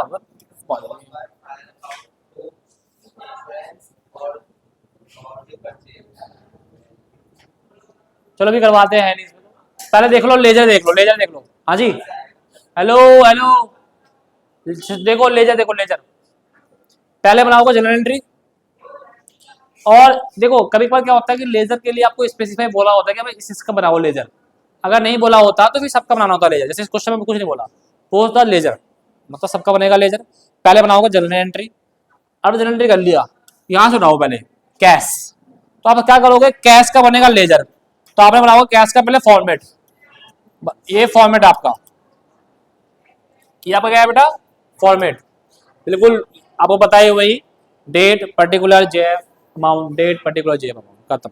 अब क्या करना है आपको, कैश का देख रहे हो तो क्या करना है आपको इस अकाउंट के अंदर कहीं पे भी कैश का नाम नहीं आना चाहिए, उसका अपोजिट नाम। जैसे कि देखो ऊपर से स्टार्ट करो, कैश कौन कौन से एंट्री में है, देखो सबसे पहले देखो कैश कौन कौन से एंट्री में, पहले एंट्री में कैश है, डेबिट में है ना, किसका नाम लिखेंगे टू कैपिटल, डेबिट साइड, किस साइड डेबिट साइड। कैश इसमें क्रेडिट में है तो क्रेडिट साइड किसके नाम से, बैंक, बाय बैंक के नाम। समझ में आया नहीं आया, और फिर लास्ट में करेंगे टोटल, फिर बैलेंस शीट दिया जाएगा।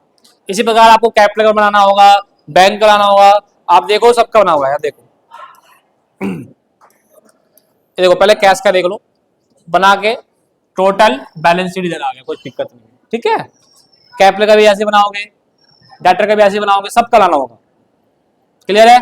अगर पेपर में आ गया कि भाई डेटर का बनाना है तो डेटर का बनाओ, पेपर में आ गया भाई बिल रिसीवेबल बनाना है तो बिल रिसीवेबल का ही बनाओ, ठीक है जी।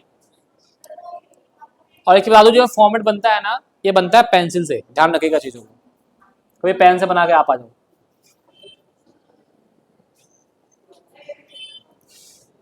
अब आता है कैश बुक, क्या था आपका कैश बुक। देखो कैश बुक के अंदर सिंगल डबल कॉलम और सिंगल कॉलम, ये आता है डबल और सिंगल कॉलम, ठीक है। पेपर डबल हुआ था, डबल ही करेंगे हम, और क्या करेंगे। फॉर्मेट देख ही लो, पहले फॉर्मेट देखो फिर हम क्वेश्चन करते डायरेक्ट।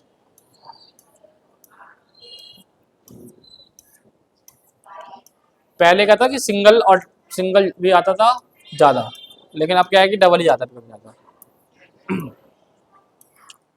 देखो डेट, हाँ जी date particular LF cash bank, same इधर आ जाएगा, इधर डेबिट या क्रेडिट, कैश को डबल कॉलम ऊपर।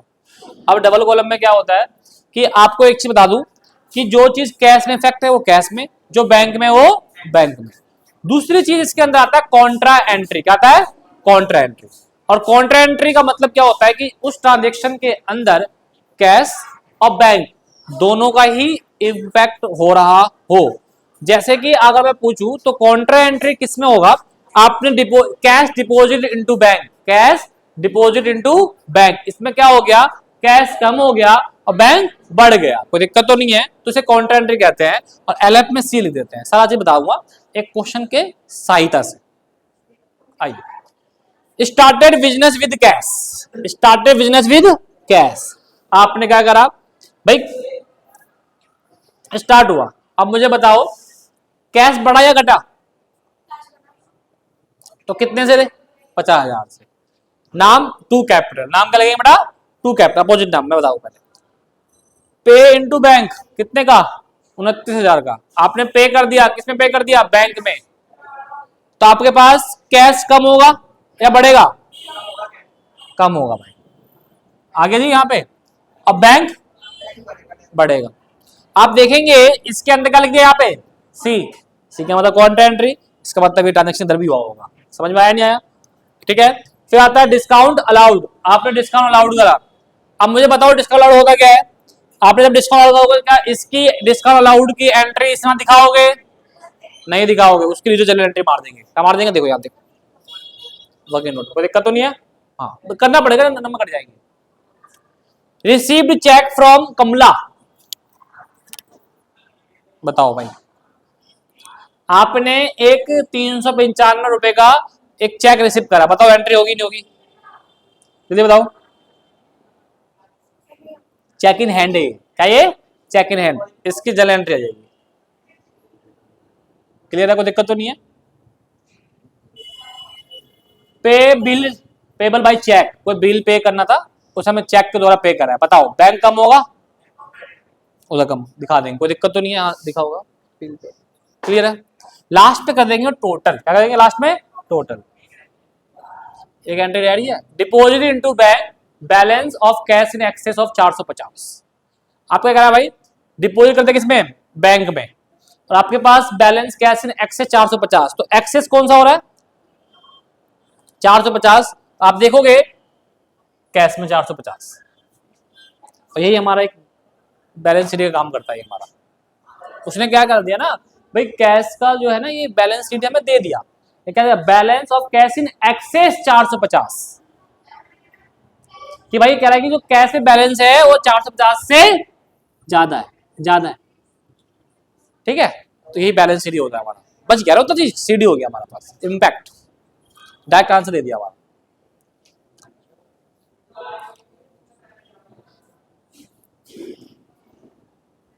ध्यान रखना जिनकी एंट्री हम कॉलम में लेजर में नहीं करते हैं, हम उसकी एंट्री क्या करते हैं कि आप इधर चलो, तो इसमें क्या है ना कि जो भी आपका लेजर के अंदर जो भी एंट्री नहीं करते हो उसका जरूर एंट्री जरूर करके आना, नहीं तो नंबर कट जाएगा। क्लियर है, ये था डबल कॉलम, कोई दिक्कत तो नहीं है। अब देखिए नया चैप्टर देखते हैं। ये तो मैं कहा सब्सिडरी बुक तो आता ही होगा, सब्सिडरी बुक। देखिए अभी हमने पढ़ा था कैश बुक, अब मान लो कैश, एक चीज बता दूं, कैश बुक के अंदर ध्यान रखेगा कभी कभार एग्जाम में क्या करेगा, कोई उधार वाला क्रेडिट वाला ट्रांजैक्शन दे देगा। अब मुझे बताओ क्या क्रेडिट का ट्रांजैक्शन आपके कैश बुक में आएगा, नहीं आएगा, तो उसके लिए एक नया चीज बनाया गया, एक नया चैप्टर है सब्सिडरी बुक। क्या है, सब्सिडरी बुक, ठीक है। इसके अंदर कौन कौन से बुक करते हैं भाई जल्दी बताओ, cell book, purchase book, cell return book, purchase return book और जनरल प्रॉपर बुक। क्लियर है ना। सेल बुक में उधार की सेल, सेल रिटर्न में उधार की गई हुई सेल को वापस ले लेना, परचेज बुक के अंदर परचेज करा हुआ उधार, और रिटर्न में क्या जाएगा, जो हमने उधार में परचेज करा तो रिटर्न कर रहे हैं। क्लियर है ना। अब देखिए आइए, इसमें बोल रहा भाई ये क्लॉथ कंपनी है, इसका परचेज बुक बनाओ। अब इसमें भी एग्जामिनर क्या करता है, कंफ्यूजन के लिए कोई ट्रांजैक्शन कैश वाला दे दे, तो कैश वाला ट्रांजैक्शन रिकॉर्ड होगा, नहीं होगा। अब एक समझ लो जल्दी, परचेज करा 3 अप्रैल को ऑन क्रेडिट कंपनी से 100 पीस, 50 पीस, ईच पीस इतना, मतलब 100 इंटू 80, 50 इंटू 100। यहाँ पे देखिए डेट 2013, सप्लायर का नाम लिख देंगे और डिटेल में लिख देंगे कितना कितना, 100 इंटू 80 कितना हो जाएगा भाई 8000, 50 इंटू 100 कितना जाएगा 5000, टोटल अमाउंट में कितना जाएगा 13000। कोई दिक्कत तो नहीं है, क्लियर है भाई। फिर क्या कर देंगे, लाइन खींच देंगे, मतलब क्या हो गया, इस डेट की ट्रांजेक्शन खत्म। फिर अगली ट्रांजेक्शन अप्रैल 8 की वो दिखा दो, ठीक है। टोटल करो और जो टोटल आएगा ना उसको लिखेंगे परचेज अकाउंट डेबिट। ऐसा क्यों, क्योंकि परचेज बुक बना रहे हैं, परचेज क्या होता है, डेबिट होता है, ध्यान रखिए इस चीज, ठीक है। सेल बुक की भी एक देख लेते हैं।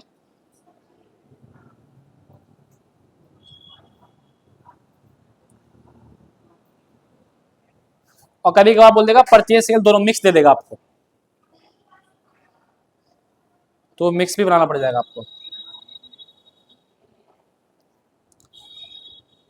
और जैसे परचेज बुक होता है वैसे सेल बुक होता है, बस सेल में क्या होता है कि कॉस्ट आ जाता है, तो क्या आपको पता है कॉस्ट आ जाओ, देखो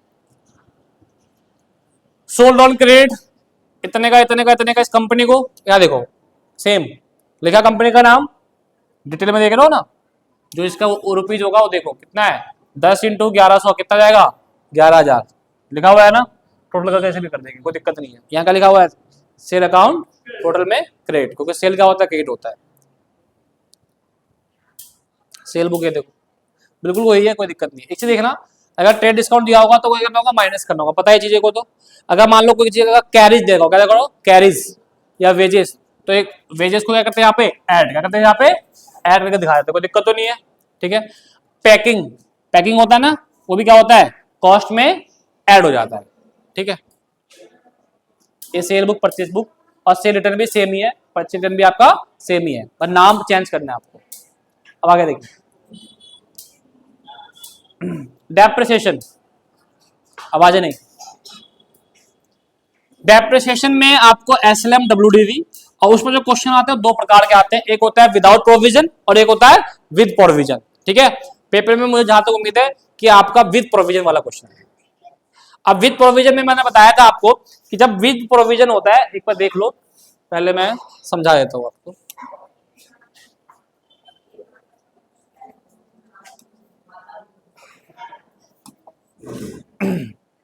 कि विद और विदाउट में क्या फर्क है।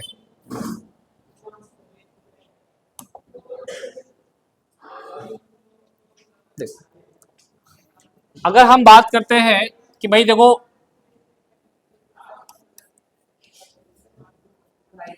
ये क्या हो गया, देखो विदाउट प्रोविजन, अगर हमें विदाउट प्रोविजन से कोई क्वेश्चन करना हो तो क्या करेंगे, सबसे पहले हम बनाएंगे कोई भी अकाउंट बनाएंगे, मशीन अकाउंट कोई बना लिया हमने, जैसे हम बनाते हैं नॉर्मल चीजें, विदाउट प्रोविजन है। इसके अंदर हम क्या करते हैं, जितने का मशीन हमने खरीदा वो दिखा देते हैं, बाय डेप्रिसिएशन लगा देते हैं, नॉर्मल चीज चलता है इसमें, है ना। अगर मान लो पेपर में आ जाए भाई आपको विद प्रोविजन बनाना है, विद प्रोविजन, तो विद प्रोविजन में क्या होगा आपको कि आप जैसे कि मशीन अकाउंट बनाते हो या कोई भी फिक्स एसेट्स अकाउंट बनाते हो ना, तो उसके अंदर हम क्या करते हैं, जो हम यहाँ पे डेप्रिसिएशन शो करते हैं वो हमें शो नहीं करना होगा। इसमें विद प्रोविजन, क्यों, क्योंकि एक अलग से हम बनाएंगे प्रोविजन फॉर डेप्रिसिएशन अकाउंट। ठीक है भाई साहब, ये बनाएंगे अकाउंट। अब क्या करेंगे इसमें, वो देखो, इसमें जो हम करते हैं कि जो डेप्रिसिएशन यहां शो करते हैं वो डेप्रिसिएशन कहां शो करेंगे, हम यहां पे शो करेंगे, वो डेप्रिसिएशन हम प्रोविजन में शो करेंगे। कि जो डेप्रिसिएशन हम यहां शो करते हैं वो डेप्रिसिएशन कहां शो करेंगे, यहां पे शो करेंगे। ये फर्क है कि अगर हमें विदाउट प्रोविजन आना हो तो भाई प्रोविजन अकाउंट तो बनेगा नहीं, तो मतलब डेप्रिसिएशन ही शो करना है, कोई दिक्कत तो है नहीं। अगर हमें विद प्रोविजन आना है तो हम डेप्रिसिएशन कोई भी साल का डेप्रिसिएशन इसमें शो नहीं करेंगे, सीधे क्या करेंगे, कितने का हमने खरीदा, बैलेंस सीडी, सीडी आ गया बीडी में, फिर कितने का खरीदा, बैलेंस सीडी, और हर साल का डेप्रिसिएशन हमें कहां दिखाना होगा, प्रोविजन में। कहां दिखाना होगा, प्रोविजन में।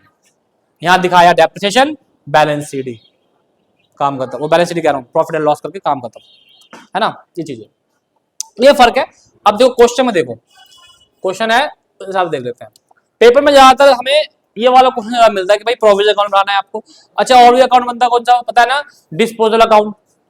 डिस्पोजल अकाउंट में क्या होता है, जो मशीन हम सेल करते हैं, जो मशीन हम सेल करते हैं हम उसके बारे में ही उसमें दिखाते हैं। मोस्टली 3 अकाउंट हो गया भाई, फिक्स एसेट अकाउंट हो गया, प्रोविजन अकाउंट हो गया, और डिस्पोजल अकाउंट हो गया। ज्यादा चौथा अकाउंट क्या बनेगा, डेप्रिसिएशन अकाउंट। और डेप्रिसिएशन अकाउंट के अंदर हम क्या शो करते हैं, सिर्फ और सिर्फ डेप्रिसिएशन हर साल का। आओ देखते हैं। अच्छा एक चीज बताओ पहले, अगर कोई क्वेश्चन में डेप्रिसिएशन ना दिया हो, डेप्रिसिएशन ना दिया हो, कैसे निकालेंगे, अगर डेप्रिसिएशन ना दिया हो। अभी डेप्रिसिएशन के बाद चैप्टर कौन सा बच गया हमारा पास, बीआरएस बच गया ना। अब बीआरएस और फाइनल अकाउंट और इनकम्प्लीट रिकॉर्ड, 3 चैप्टर बच गए हमारे। ठीक, देखो रेक्टिफिकेशन बच गया ना 4। देखो अगर हमारे पास डेप्रिसिएशन ना दिया हो तो कैसे निकालते हैं, देखो पहले निकालेंगे हम क्या, एनुअल डेप्रिसिएशन। कैसे निकालता है बताओ, जल्दी बताओ, original cost minus scrap value upon में लाइफ। बताओ, भूल गए थे। ये इससे निकलता है एनुअल डेप्रिसिएशन। अब इससे निकालना है हमें रेट ऑफ डेप्रिसिएशन। कैसे निकालेंगे, फिर कितना परसेंटेज लगा डेप्रिसिएशन का, तो रेट ऑफ डेप्रिसिएशन कैसे निकलता है बेटा, जो भी आपका एनुअल डेप्रिसिएशन है डिवाइड बाय ओरिजिनल कॉस्ट और मल्टीप्लाई 100, मल्टीप्लाई 100। ठीक है, पेपर बना दिया हो और क्वेश्चन बना दिया हो तब निकालते हैं रेट, वैसे तो दिया ही होता है आपके। एक सिंपल क्वेश्चन देखो, सिंपल क्वेश्चन, बिल्कुल सिंपल बातें नहीं। 1 अप्रैल 2012 को Shri Ram purchase machine costing 40,000 spend, scrap value कहते हैं इसे, सॉरी स्पेंड इस पर खर्च करा है, सॉरी 5,000 का। तो अच्छा एक चीज बताओ, ओरिजिनल कॉस्ट जो होता है वो क्या चीज होता है, ओरिजिनल कॉस्ट का मतलब क्या होता है, जितने में आपने परचेस करा प्लस उसमें जो भी खर्चा लगाया, ले जाने इंस्टॉलेशन करवाने का, वो सब जोड़ के, हाँ सब जोड़ के ही मिलता है ओरिजिनल कॉस्ट। 10 साल यूज करना है, स्क्रैप वैल्यू है 5000। स्क्रैप वैल्यू को दूसरा नाम होता है sale value. Depreciation on straight line method show machine account first 3 साल। अब कितना परसेंट है नहीं बताया, निकालना पड़ेगा। 3 साल का डेप्रिसिएशन बनाना है और हर साल क्लोजिंग डेट है 31 मार्च। पहले देखिए 1 अप्रैल 2012 टू बैंक कितने का 40,000 का। अब मैं यहाँ पे इसने बैंक 5,000 का दो अलग अलग दे दिया। अब मैं कैसे करवाता, सीधे लिखता 45,000 40 कैसे, क्योंकि देखो मैंने क्या बोला था, ओरिजिनल कॉस्ट क्या होता है परचेस अमाउंट प्लस जो खर्चा करा इस पे, वो सबको 45,000 दिखा दिया। अब डेप्रिसिएशन इसने का निकाला 4,000। कैसे निकाला डेप्रिसिएशन, देखो यहाँ करा होगा इसने, ये देखो original cost plus minus scrap value divide by life कितना आ गया 4,000 पर एनम। क्लियर है, कोई दिक्कत तो नहीं है। 4,000 डेप्रिसिएशन दिखा दिया। बैलेंस शीट कितने का बच गया आपके पास 41,000 का। ये बैलेंस शीट कहाँ जाएगा बेटा बीडी में। फिर डेप्रिसिएशन लग जाएगा 2014 में 4,000 का डेप्रिसिएशन। क्यों, क्योंकि क्या है एसएलएम मेथड है। ध्यान रखना बस मंथ ध्यान रखना कितने महीने का उसे आप लगाना है ना। फिर यहाँ सीडी आ गया बीडी में, फिर लग जाएगा डेप्रिसिएशन पूरा 12 महीने का, 4,000 रुपये लगेगा। 3 साल बन गया, पहला साल दूसरा तीसरा साल कंप्लीट। कोई दिक्कत तो नहीं है।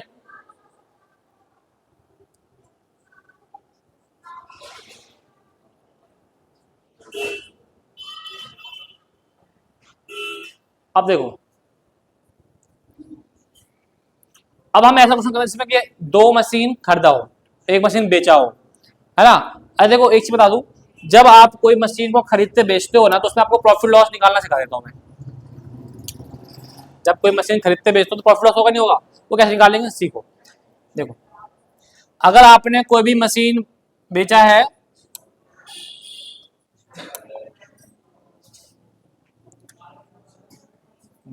देखो हम प्रॉफिट लॉस निकालेंगे कोई भी चीज में कि भाई प्रॉफिट लॉस कैसे हुआ ये निकालेंगे। अब सुनो कैसे, सबसे पहले आप ये देखो कि उसकी ओरिजिनल वैल्यू कितनी है। ओरिजिनल वैल्यू ये देखो, इस ओरिजिनल वैल्यू में से माइनस कर देते हैं हम टोटल डेप्रिसिएशन। टोटल डेप्रिसिएशन उसको हम माइनस कर देंगे, जो निकल के आएगा उसे बोलते हैं हम बुक वैल्यू। क्या बोलते हैं उसको, बुक वैल्यू। ठीक है, और फिर कंपेयर करते हैं सेल वैल्यू से। किससे कंपेयर करते हैं बेटा, सेल वैल्यू से। इन दोनों को कंपेयर करके हम पता लगाते हैं कि हमें प्रॉफिट हुआ या लॉस। एग्जांपल ले लेते हैं, मान लो हमने वो मशीन ली थी कितने में 500 में, और हमने उसे बेची 2 साल बाद, जब तक का टोटल डेप्रिसिएशन लग चुका है उस पे 100 रुपए, तो कितने की बुक वैल्यू आ गई उसकी 400 की आ गई। कितने की आ गई 400 की। और सेल वैल्यू उसकी दे रखी है ऑलरेडी 200 में। प्रॉफिट या लॉस, प्रॉफिट। कोई दिक्कत तो नहीं है। तो प्रॉफिट लॉस निकालने के लिए क्या करते हैं, जो वैल्यू होती है उसमें से माइनस कर देते हैं टोटल डेप्रिसिएशन। टोटल डेप्रिसिएशन जितना साल आपने यूज करा है, कोई दिक्कत तो नहीं है।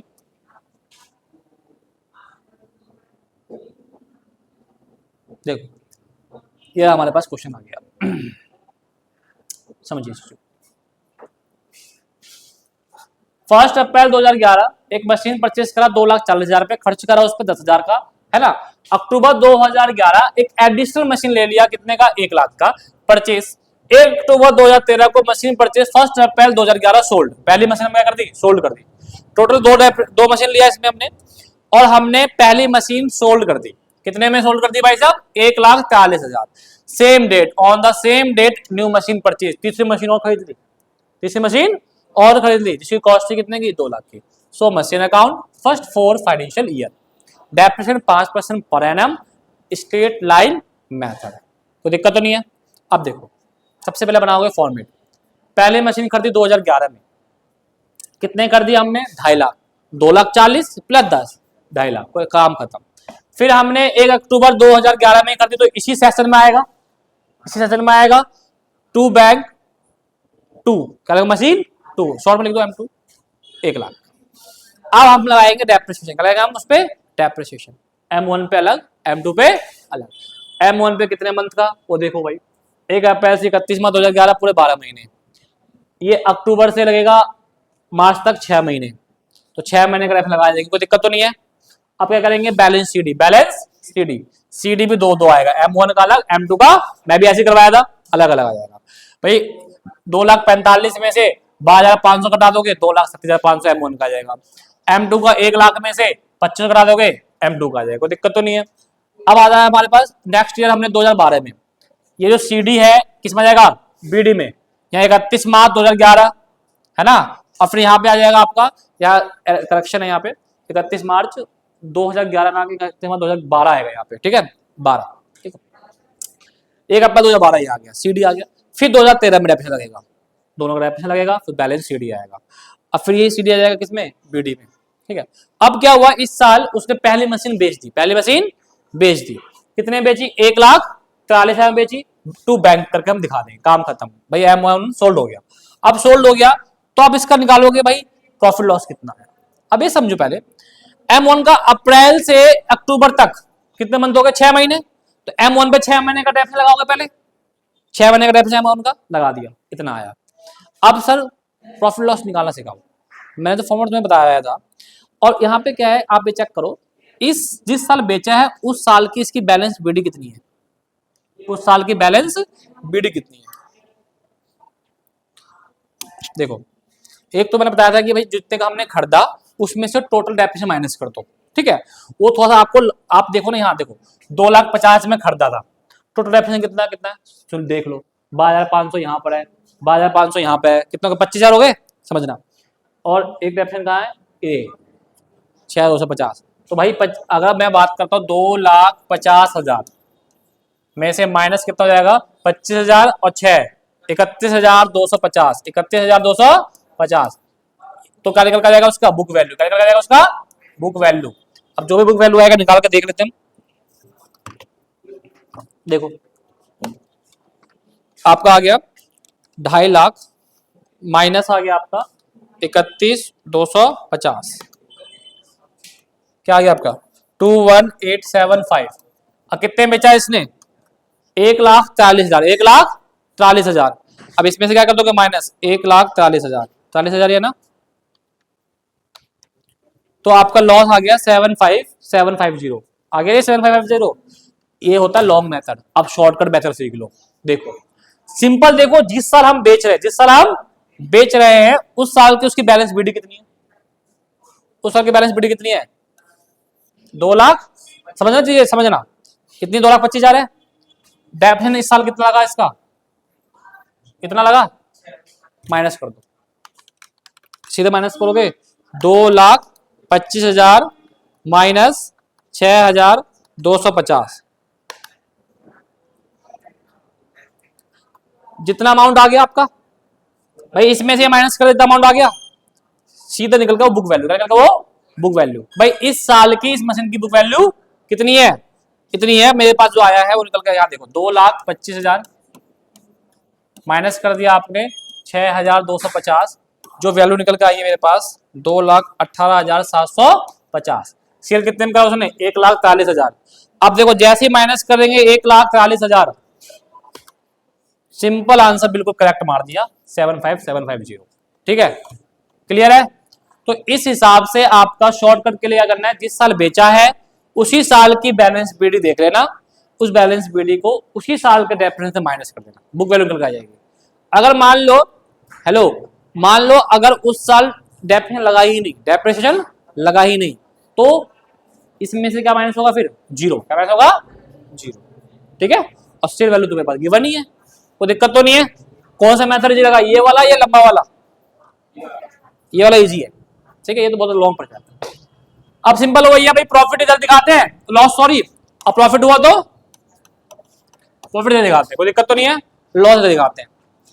अब आ गई, उसके बाद M2 बच गया हमारे पास, M2 पर लगा दीजिए डेप्रिसिएशन, ठीक है। अब बैलेंस CD निकालेंगे। अब मुझे बताओ CD कैसे निकलेगा, M1 का CD निकलेगा, M1 बचा ही नहीं हमारे पास, ठीक है, M2 की CD। और फिर इसी साल जिस दिन बेचा था उसी दिन एक और मशीन सेम परचेज करा, M3 2 लाख का, उस पर भी अक्टूबर से मार्च तक का डेप्रिसिएशन लगा दीजिए, डेप्रिसिएशन लग गया, कोई दिक्कत तो नहीं है। फिर M2 M3 का क्या बच जाएगा, बैलेंस CD, ये CD जाएगा BD में, कोई दिक्कत तो नहीं है। फिर लगा दीजिए डेप्रिसिएशन, क्योंकि 3 साल का निकालना था, फर्स्ट सेकंड और थर्ड, 3 साल लग गया, काम खत्म। इसके आगे भी आप करोगे, कैसे करोगे सुनो, जो ये CD होता है ना, इसको BD में लाके छोड़ना होगा, CD को BD में लाके छोड़ना होगा। क्लियर है? CD को BD में लाके छोड़ना होगा। तो इस प्रकार से आपका ये है। अब एक हम प्रोविजन वाला कर लेते हैं, क्योंकि वो भी आना जरूरी, जिसमें प्रोविजन अकाउंट बनाना हो।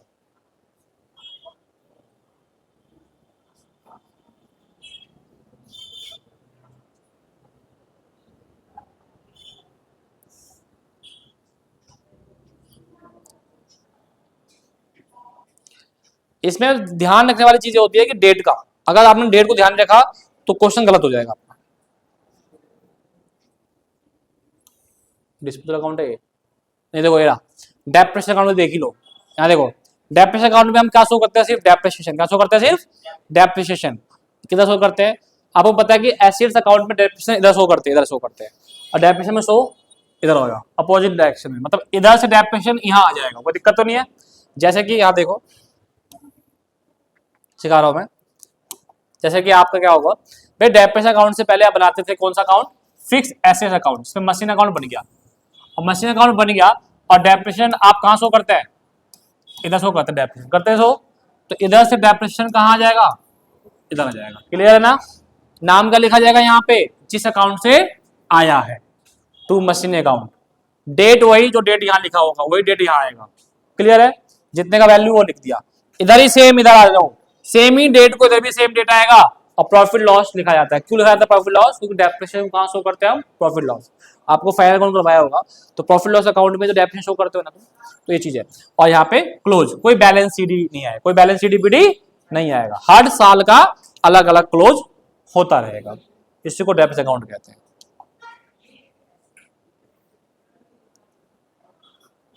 ये लो आ गया, जरूर मिलेगा क्वेश्चन ये। वैसे तुम्हारा सेकंड टर्म में उम्मीद है, डेप्रिसिएशन सेकंड टर्म में था कि फर्स्ट टर्म में था? सेकंड में था ना? हाँ जरूर आए, फिर तो भैया अच्छे से करो। देखो एक बैलेंस दिया हुआ है 1 अप्रैल 2014 का, अच्छे समझना, ये बैलेंस दिया हुआ है, मतलब बैलेंस BD दिया हुआ है। क्या दिया हुआ? Balance BD। मशीन अकाउंट का 80,000, प्रोविजन फॉर डेप्रिसिएशन का 36,000। ठीक है, आगे 1 April 2014 they decided to machine 18,700, this machine was purchased 16,000 April 2010। मतलब एक डिसाइड करा गया हम एक मशीन को सेल करेंगे 18,700 में। अच्छा, इस मशीन को 16,000 2 अप्रैल में लाया गया। Prepare the provision for depreciation account, machinery account 2015, और डेप्रिसिएशन 10% SLM मेथड। दो बनाना है, कौन कौन से? मशीन अकाउंट और प्रोविजन अकाउंट। सबसे पहले देखो मशीन अकाउंट कैसे बनाया जाएगा।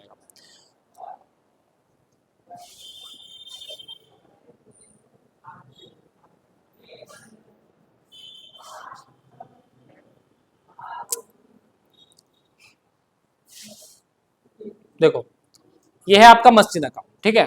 अब मैंने बोला इसमें देखो, आप देखोगे तो बैलेंस BD 80,000 लिखा हुआ आ रहा है, बैलेंस BD 80,000, और मैंने बोला ही था कि आपको इसमें बैलेंस BD ऑलरेडी दिया हुआ है। देखेंगे बैलेंस दिया हुआ है 80,000, कोई दिक्कत तो नहीं है। 80,000 बैलेंस BD दे दिया। अब इधर की साइड बढ़ना कैसे वो समझो, अच्छे समझना। सबसे पहले देखो कि आपने कितने मशीन बेचा है ना, मशीन कितने बेचा, क्या प्रॉफिट है लॉस है, ये सब हमें इधर दिखा देना होता है। अब एक चीज देखिए आप, कैसे कि इसमें 1 अप्रैल 2014 को प्रोविजन फॉर डेप्रिसिएशन कितने का है? 6400। अब कैसे आया वो देखो, आप यहां देखो कि आपने एक मशीन आपके पास 18,700 में बेची, जो मशीन कितने की थी?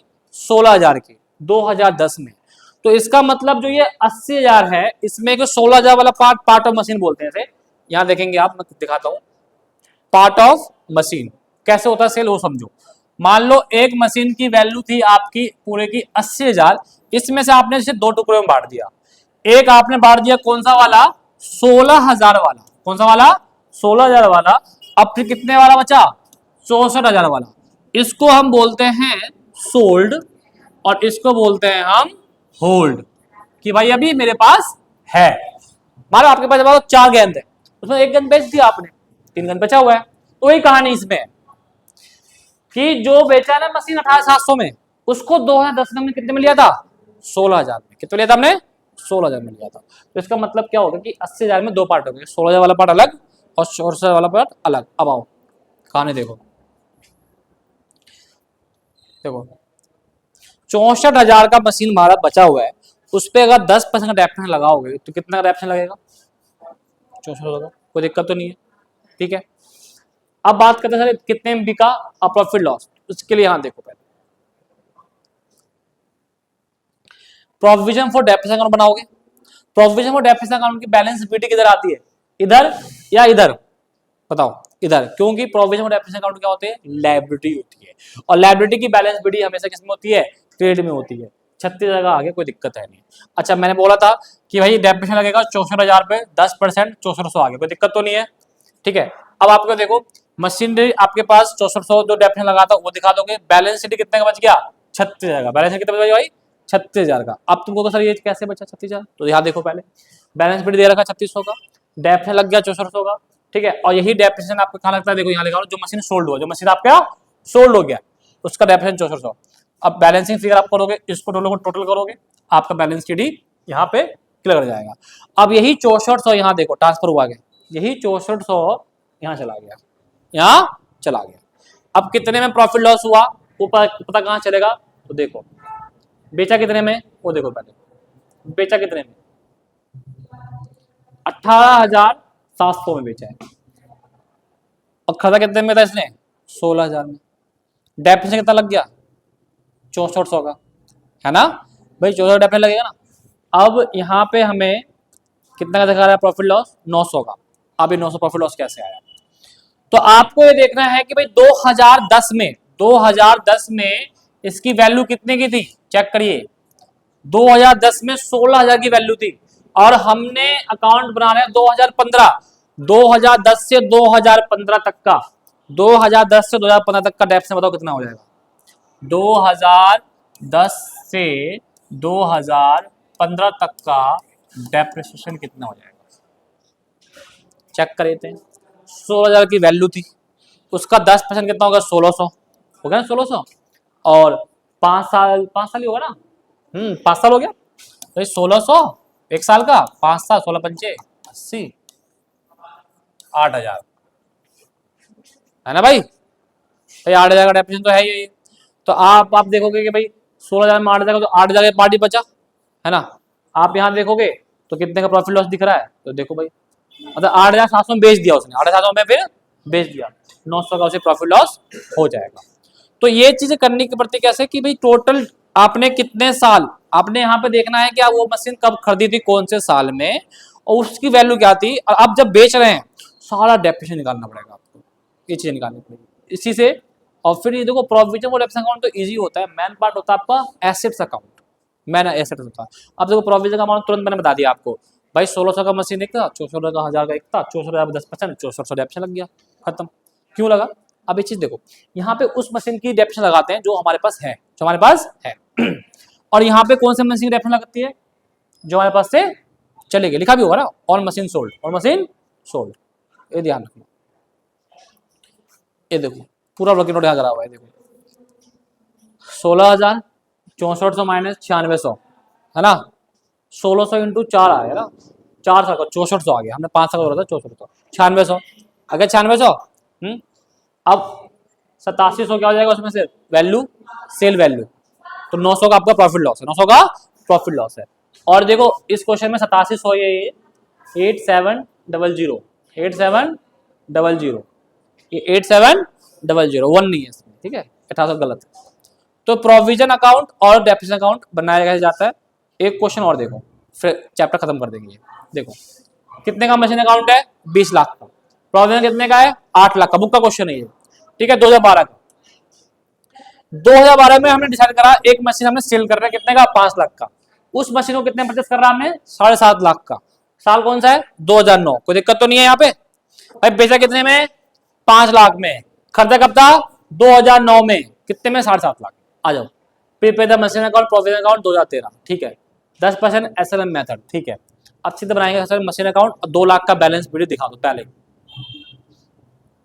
आ जाओ, मैंने 2 लाख दिखा दिया, क्लियर है यहाँ तक? ये सब अमाउंट बाद में, ये सब अमाउंट बाद में, पहले क्या करेंगे? Provision account. प्रोविजन की बैलेंस भी दिखा दिया 8 लाख का, ठीक है। अच्छा, अब एक चीज देखो, आपके पास होल्ड कितनी है मशीन, होल्ड मतलब बची कितनी की मशीन है। 20 लाख में से 7.5 लाख वाला मशीन गया, कितना होल्ड आपके पास अभी भी? 12.5 लाख, 12.5 लाख है, ठीक है। 12.5 लाख पर एफ लगेगा, कितना लगेगा? 10%, 10% भाई साहब 1,25,000। ये देखो, पहले बताओ, ये समझ में आ गया 1,25,000? सबसे पहले यही करना क्वेश्चन में कि भाई मशीन की कितनी वैल्यू है, उसमें से माइनस कौन सा करना है, जो हमारे पास से सेल चला गया, जो होल्ड है। होल्ड निकल गया, लगाओ डेप्रिसिएशन, यहां दिखा दो, यहां दिखा दो। अब यहां पे मशीन अकाउंट 2,25,000, और यहां पे 2,25,000 आ गया है, इसका वो कितना आ गया, बैलेंस शीट ही वो निकालना पड़ेगा आपको, बैलेंस शीट निकालना पड़ेगा। जो बैलेंस शीट निकलेगा वो दिखा देना, कोई दिक्कत नहीं है। 9,25,000 में 7,25,000, 7 लाख का बैलेंस शीट आ गया। अब यहां देखो, पहले ये वाला 2,25,000 कहां चला जाएगा, ऊपर, कहां चला जाएगा ये, ऊपर, क्योंकि ये कौन सा वाला है, जो सेल्ड हो चुका, सोल्ड हो चुका, 2,25,000 है ना। सर कितने में बिका, बताया था, कितने में बिका, 5 लाख में, दिखाओगे। सर प्रॉफिट और लॉस निकालना पड़ेगा, कैसे निकालोगे, कैसे निकालोगे प्रॉफिट लॉस? तो देखो ऊपर नोट कर रखा होगा ना, नहीं कर रखा तो हम बता देते हैं। देखो 7 कितने का था वो मशीन 7.5 लाख का था ना, कितने का था भाई, 7.5 लाख। 7.5 लाख का आपका मशीन है, 5 लाख में सोल्ड हो रहा है। पहले मुझे बताओगा डेप्रिसिएशन कितना है, तो 7.5 लाख में से डेप्रिसिएशन कितना गया, 2,25,000, तो कितना बचा वैल्यू, कितना बचा वैल्यू, 4 लाख कितना बचा ना। अब कितने में बेच दिया आपने, 5 लाख में, लॉस या प्रॉफिट, नहीं 4 लाख से नहीं बचेगा,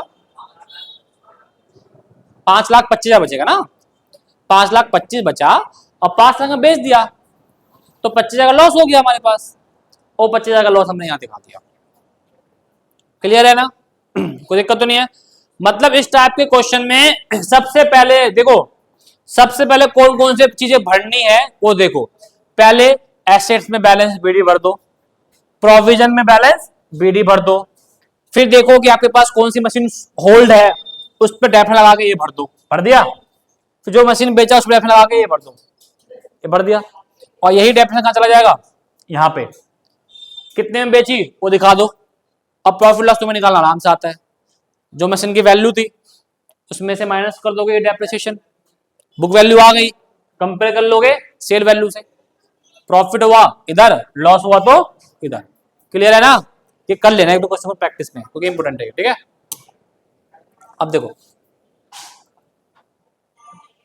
ट्रायल बैलेंस तो आता है, हेलो ट्रायल बैलेंस तो आता है, कोई दिक्कत तो है नहीं, ट्रायल बैलेंस की दिक्कत नहीं। अब देखो जैसे कि फाइनल अकाउंट का चैप्टर है हमारे पास, फाइनल अकाउंट के अंदर हम क्या क्या बनाते हैं, trading account, profit loss account, balance sheet, पता है। फिर हमारे पास कुछ एडजस्टमेंट आती है, जैसे मान लो क्लोजिंग स्टॉक है, ट्रेडिंग में क्रेडिट साइड, बैलेंस शीट में आ जाएगा एसेट्स में, है ना।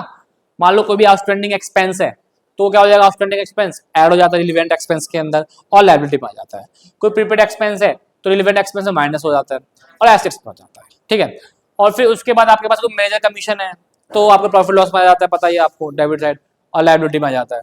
तो इस हिसाब से आपका ये पूरा चीजें, कोई दिक्कत नहीं है, एक क्वेश्चन देख के सॉल्व करते हैं। डेप्रिसिएशन है किसी पे, तो डेप्रिसिएशन प्रॉफिट लॉस में आ जाता है, पता है ना, एसेट में से माइनस हो जाता है, ठीक है। ये क्वेश्चन छोटे सा है, तो बच्चा कहना है कि मत करवाओ ये, तो बड़ा क्वेश्चन देख लेते हैं है ना। 2 घंटे हो गए अभी क्लास लेते लेते, 1.5 घंटे हो गए, 2 घंटे क्लास हो गए हैं, चलो कोई बात नहीं, सही है ना। रिकॉर्डेड क्लासेस आपके, देखो जो बच्चे आज नहीं आए वो भी देख लेंगे यूट्यूब पे, है ना, और पेपर से एक दिन पहले भी देख लोगे, तो जो चीज हम बोल रहे हैं एक बार देख लोगे, स्पीड बढ़ा के याद आ जाएगा। थोड़ा क्वेश्चन देख लेते हैं जिसमें कम से कम 4-5 एडजस्टमेंट हो, वो कर लेंगे, 4-5 एडजस्टमेंट वाले करेंगे। आ जाओ, ये है, देख लेते हैं। चल जाएगा। सबसे पहले अकाउंट, सबसे पहले देखो इसको हम प्रेजेंट कैसे करें पेपर में, प्रेजेंट करने का तरीका देखो आप सब। सबसे पहले कि भाई पेपर में अगर क्वेश्चन आता है तो प्रेजेंट कैसे करेंगे, सबसे पहले क्या करेंगे हम, गवर्नमेंट की तो कॉपी होती है, पैसे तो लगने नहीं है, दे तो रखा है पहले तुमने, पैसे तो यूज करना है उसका, हाँ पूरा यूज करो। क्या करो, एक पेज पे बनाओ ट्रेडिंग अकाउंट। क्या बनाओ आप एक पेज पे, ट्रेडिंग अकाउंट। सबसे पहले एक पेज पे बनेगा ट्रेडिंग अकाउंट, दूसरे पेज पे बन गया हमारे पास प्रॉफिट लॉस। अब पूरा नाम लिखना भाई साहब, है ना, प्रॉफिट लॉस, है ना। फिर बन गया हमारे पास बैलेंस शीट, बन गया जी, जो भी है बना दिया हमने। अब क्या करेंगे, जो चीज जहां जाएगा वो ट्रांसफर कर देंगे, ये नहीं करना। पहले देखना है कि एडजस्टमेंट, क्या देखना पहले, एडजस्टमेंट देखना है। एडजस्टमेंट, जो जो एडजस्टमेंट है उस पे, इस पे टिक लगाते रहो, टिक लगाते रहो। इससे पता चलेगा जब ट्रांसफर करोगे ना तो उसके नीचे एक तो लाइन छोड़ना है, क्या एडजस्टमेंट है। जैसे कि मान लो सैलरी है, सैलरी पे आउटस्टैंडिंग है, सैलरी कहाँ है, सैलरी कहाँ है सैलरी, ये रहा, स्टार बना लिया, बना लोगे स्टार। मशीन पे डेप्रिसिएशन है, मशीन कहाँ है भाई साहब, मशीन है, दिख नहीं रहा आज तो, ये लो। वेजेस दिख गया भाई, रेंट दिख गया, ठीक है। अब लगा दिया स्टार, क्या रह गया, नीचे रह गया, कोई बात नहीं, ऊपर कर लेंगे बाद में। अब क्वेश्चन अभी करना बता रहा हूं भाई। अब क्या हुआ कि ये स्टार लगाने से आपको क्या हो जाएगा कि जब इनको ट्रांसफर करोगे ना तो आपको ये पता रहेगा भाई स्टार लगा हुआ है, इसका मतलब एक लाइन नीचे छोड़ना है। नहीं तो बच्चे क्या करते हैं, ट्रांसफर कर दिया, अब बाद में करना है प्लस उसी में ही, ऐसे लिखा हुआ 4 लाख 2 लाख ऐसे कर देते हैं, वो खिचड़ी पका देते हैं वहां पे, तो वो बेकार है, वो चीज बेकार है। तो ऐसे लगाने से अब क्या होगा, स्टार लगा दिया, अब आओ ट्रांसफर करो डायरेक्ट। मशीन कहां जाएगा, मशीन एसेट्स में चला जाएगा, बैंक एसेट में चला जाएगा, कैश इन हैंड एसेट्स में चला जाएगा, वेजेस कहां जाएगा, ट्रेडिंग में चला जाएगा, परचेस ट्रेडिंग अकाउंट में चला जाएगा, परचेस भी, है ना। अब देखो वेजेस के नीचे जैसे स्टार लगा हुआ है, तुम्हें पता है कि वेजेस के नीचे यहाँ पे जगह छोड़ना है। Stock, opening stock trading account में चला जाएगा, है ना। तो इस हिसाब से सब कुछ चला जाएगा। अब जैसे ही हम एडजस्टमेंट करेंगे, सैलरी आउटस्टैंडिंग, अच्छा आउटस्टैंडिंग सैलरी है, सैलरी हमारा यहाँ था, यहाँ पे सैलरी था, आउटस्टैंडिंग है तो आउटस्टैंडिंग प्लस कर देंगे, और यहाँ पे बैलेंस शीट में लायबिलिटी में आउटस्टैंडिंग सैलरी यहाँ दिखा देंगे, ये चीज होगा। अब देखो सॉल्यूशन देखते हैं, ये देखो opening stock, wages, add outstanding wages, और ये आउटस्टैंडिंग वेजेस कहाँ आया होगा, बैलेंस शीट में आया होगा। ये देखो आउटस्टैंडिंग सैलरी, आउटस्टैंडिंग वेज आया हुआ है ना। तो इस हिसाब से ही क्वेश्चन कराया जाएगा, बिल्कुल साफ सुथरा लगेगा आपको। ट्रेडिंग अकाउंट से जो भी बैलेंसिंग फिगर आया वो इधर आया तो ग्रॉस प्रॉफिट, इधर आया तो ग्रॉस प्रॉफिट, इधर आया तो ग्रॉस लॉस। ये ग्रॉस प्रॉफिट कहाँ चला जाएगा बेटा, प्रॉफिट लॉस के डेबिट में चला जाएगा। यहाँ से जो बैलेंसिंग फिगर आएगा नेट प्रॉफिट, इधर आएगा तो नेट लॉस, और नेट प्रॉफिट हुआ करते हैं कैपिटल में प्लस, और नेट लॉस हुआ करते हैं माइनस, और इसको टोटल करेंगे, बैलेंस शीट को टोटल इक्वल आएगा, कोई दिक्कत तो नहीं है, हो जाएगा। अब आपका आता है कौन सा चैप्टर है आपका, इनकम्प्लीट। इनकम्प्लीट के सिस्टम के अंदर देखिए क्या होता है, ये तो इजी चैप्टर, सबसे इजी चैप्टर है ना, सबसे इजी चैप्टर है, समझ लो। इसमें आपको पहले स्टेटमेंट प्रॉफिट और लॉस निकालना है। सुनो, प्रॉफिट एंड लॉस निकालने के लिए बोलेगा, उसके लिए आपको क्या करना पड़ेगा, क्लोजिंग कैपिटल चाहिए, ओपनिंग कैपिटल चाहिए, ना दिया हो तो स्टेटमेंट ऑफ अफेयर्स बनाएंगे, statement of affairs just like balance sheet, just like balance sheet, कोई दिक्कत तो नहीं है। अगर क्लोजिंग कैपिटल ओपनिंग कैपिटल दे रखा हो तो फिर करने की जरूरत नहीं है, फिर डायरेक्ट फॉर्मेट में पुट करेंगे। पहले क्या आता है आपके पास, क्लोजिंग कैपिटल, एड क्या होता है ड्राइंग, लेस क्या होता है एडिशन कैपिटल, और फिर क्या निकल जाएगा adjusted capital, less capital of beginning और नेट प्रॉफिट, कोई दिक्कत तो नहीं है। तो अगर हमें ये दो चीज ना दिया हो, ओपनिंग कैपिटल और क्लोजिंग कैपिटल, तो निकालना पड़ेगा। उसके लिए क्या निकालते हैं, statement of affairs like balance sheet, हाँ बैलेंस शीट। एक क्वेश्चन देख रहे थे उसमें दिया होगा,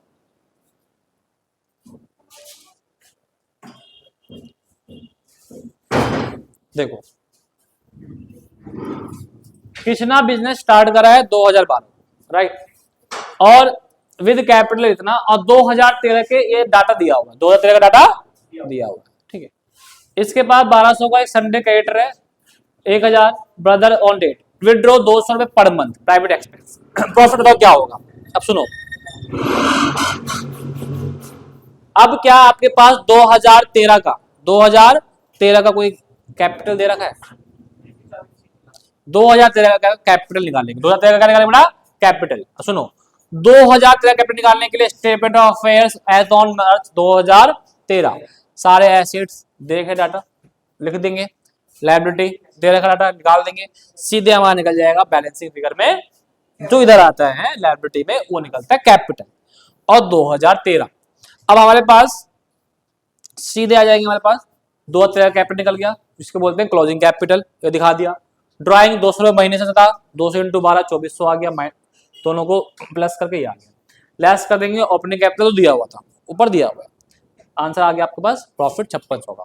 ध्यान रखना कई पेपर में अगर क्लोजिंग कैपिटल ना दिया हो तो आपको बनाना पड़ेगा balance sheet, statement of affairs, कोई दिक्कत तो नहीं है। और इस हिसाब से ये चैप्टर आपका कंप्लीट, ठीक है। अब आपका जो बचा है वो आता है बीआरएस और रेक्टिफिकेशन, ठीक है, उसको भी हम नेक्स्ट क्लास में कवर कर देंगे, ठीक है। क्योंकि देखो अभी जो है आपका इतने चैप्टर की ही प्रैक्टिस अच्छे से कर लो, इसमें बता रहा हूँ कि तैयारी बहुत ही अच्छे से हो जाएगी। अब 2 चैप्टर बचा है, उसको भी नेक्स्ट क्लास करवा के हम कवर कर देंगे, ठीक है।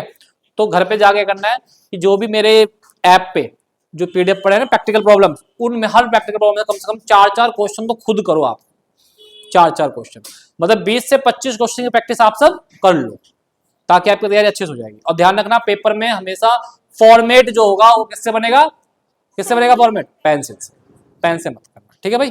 Thank you.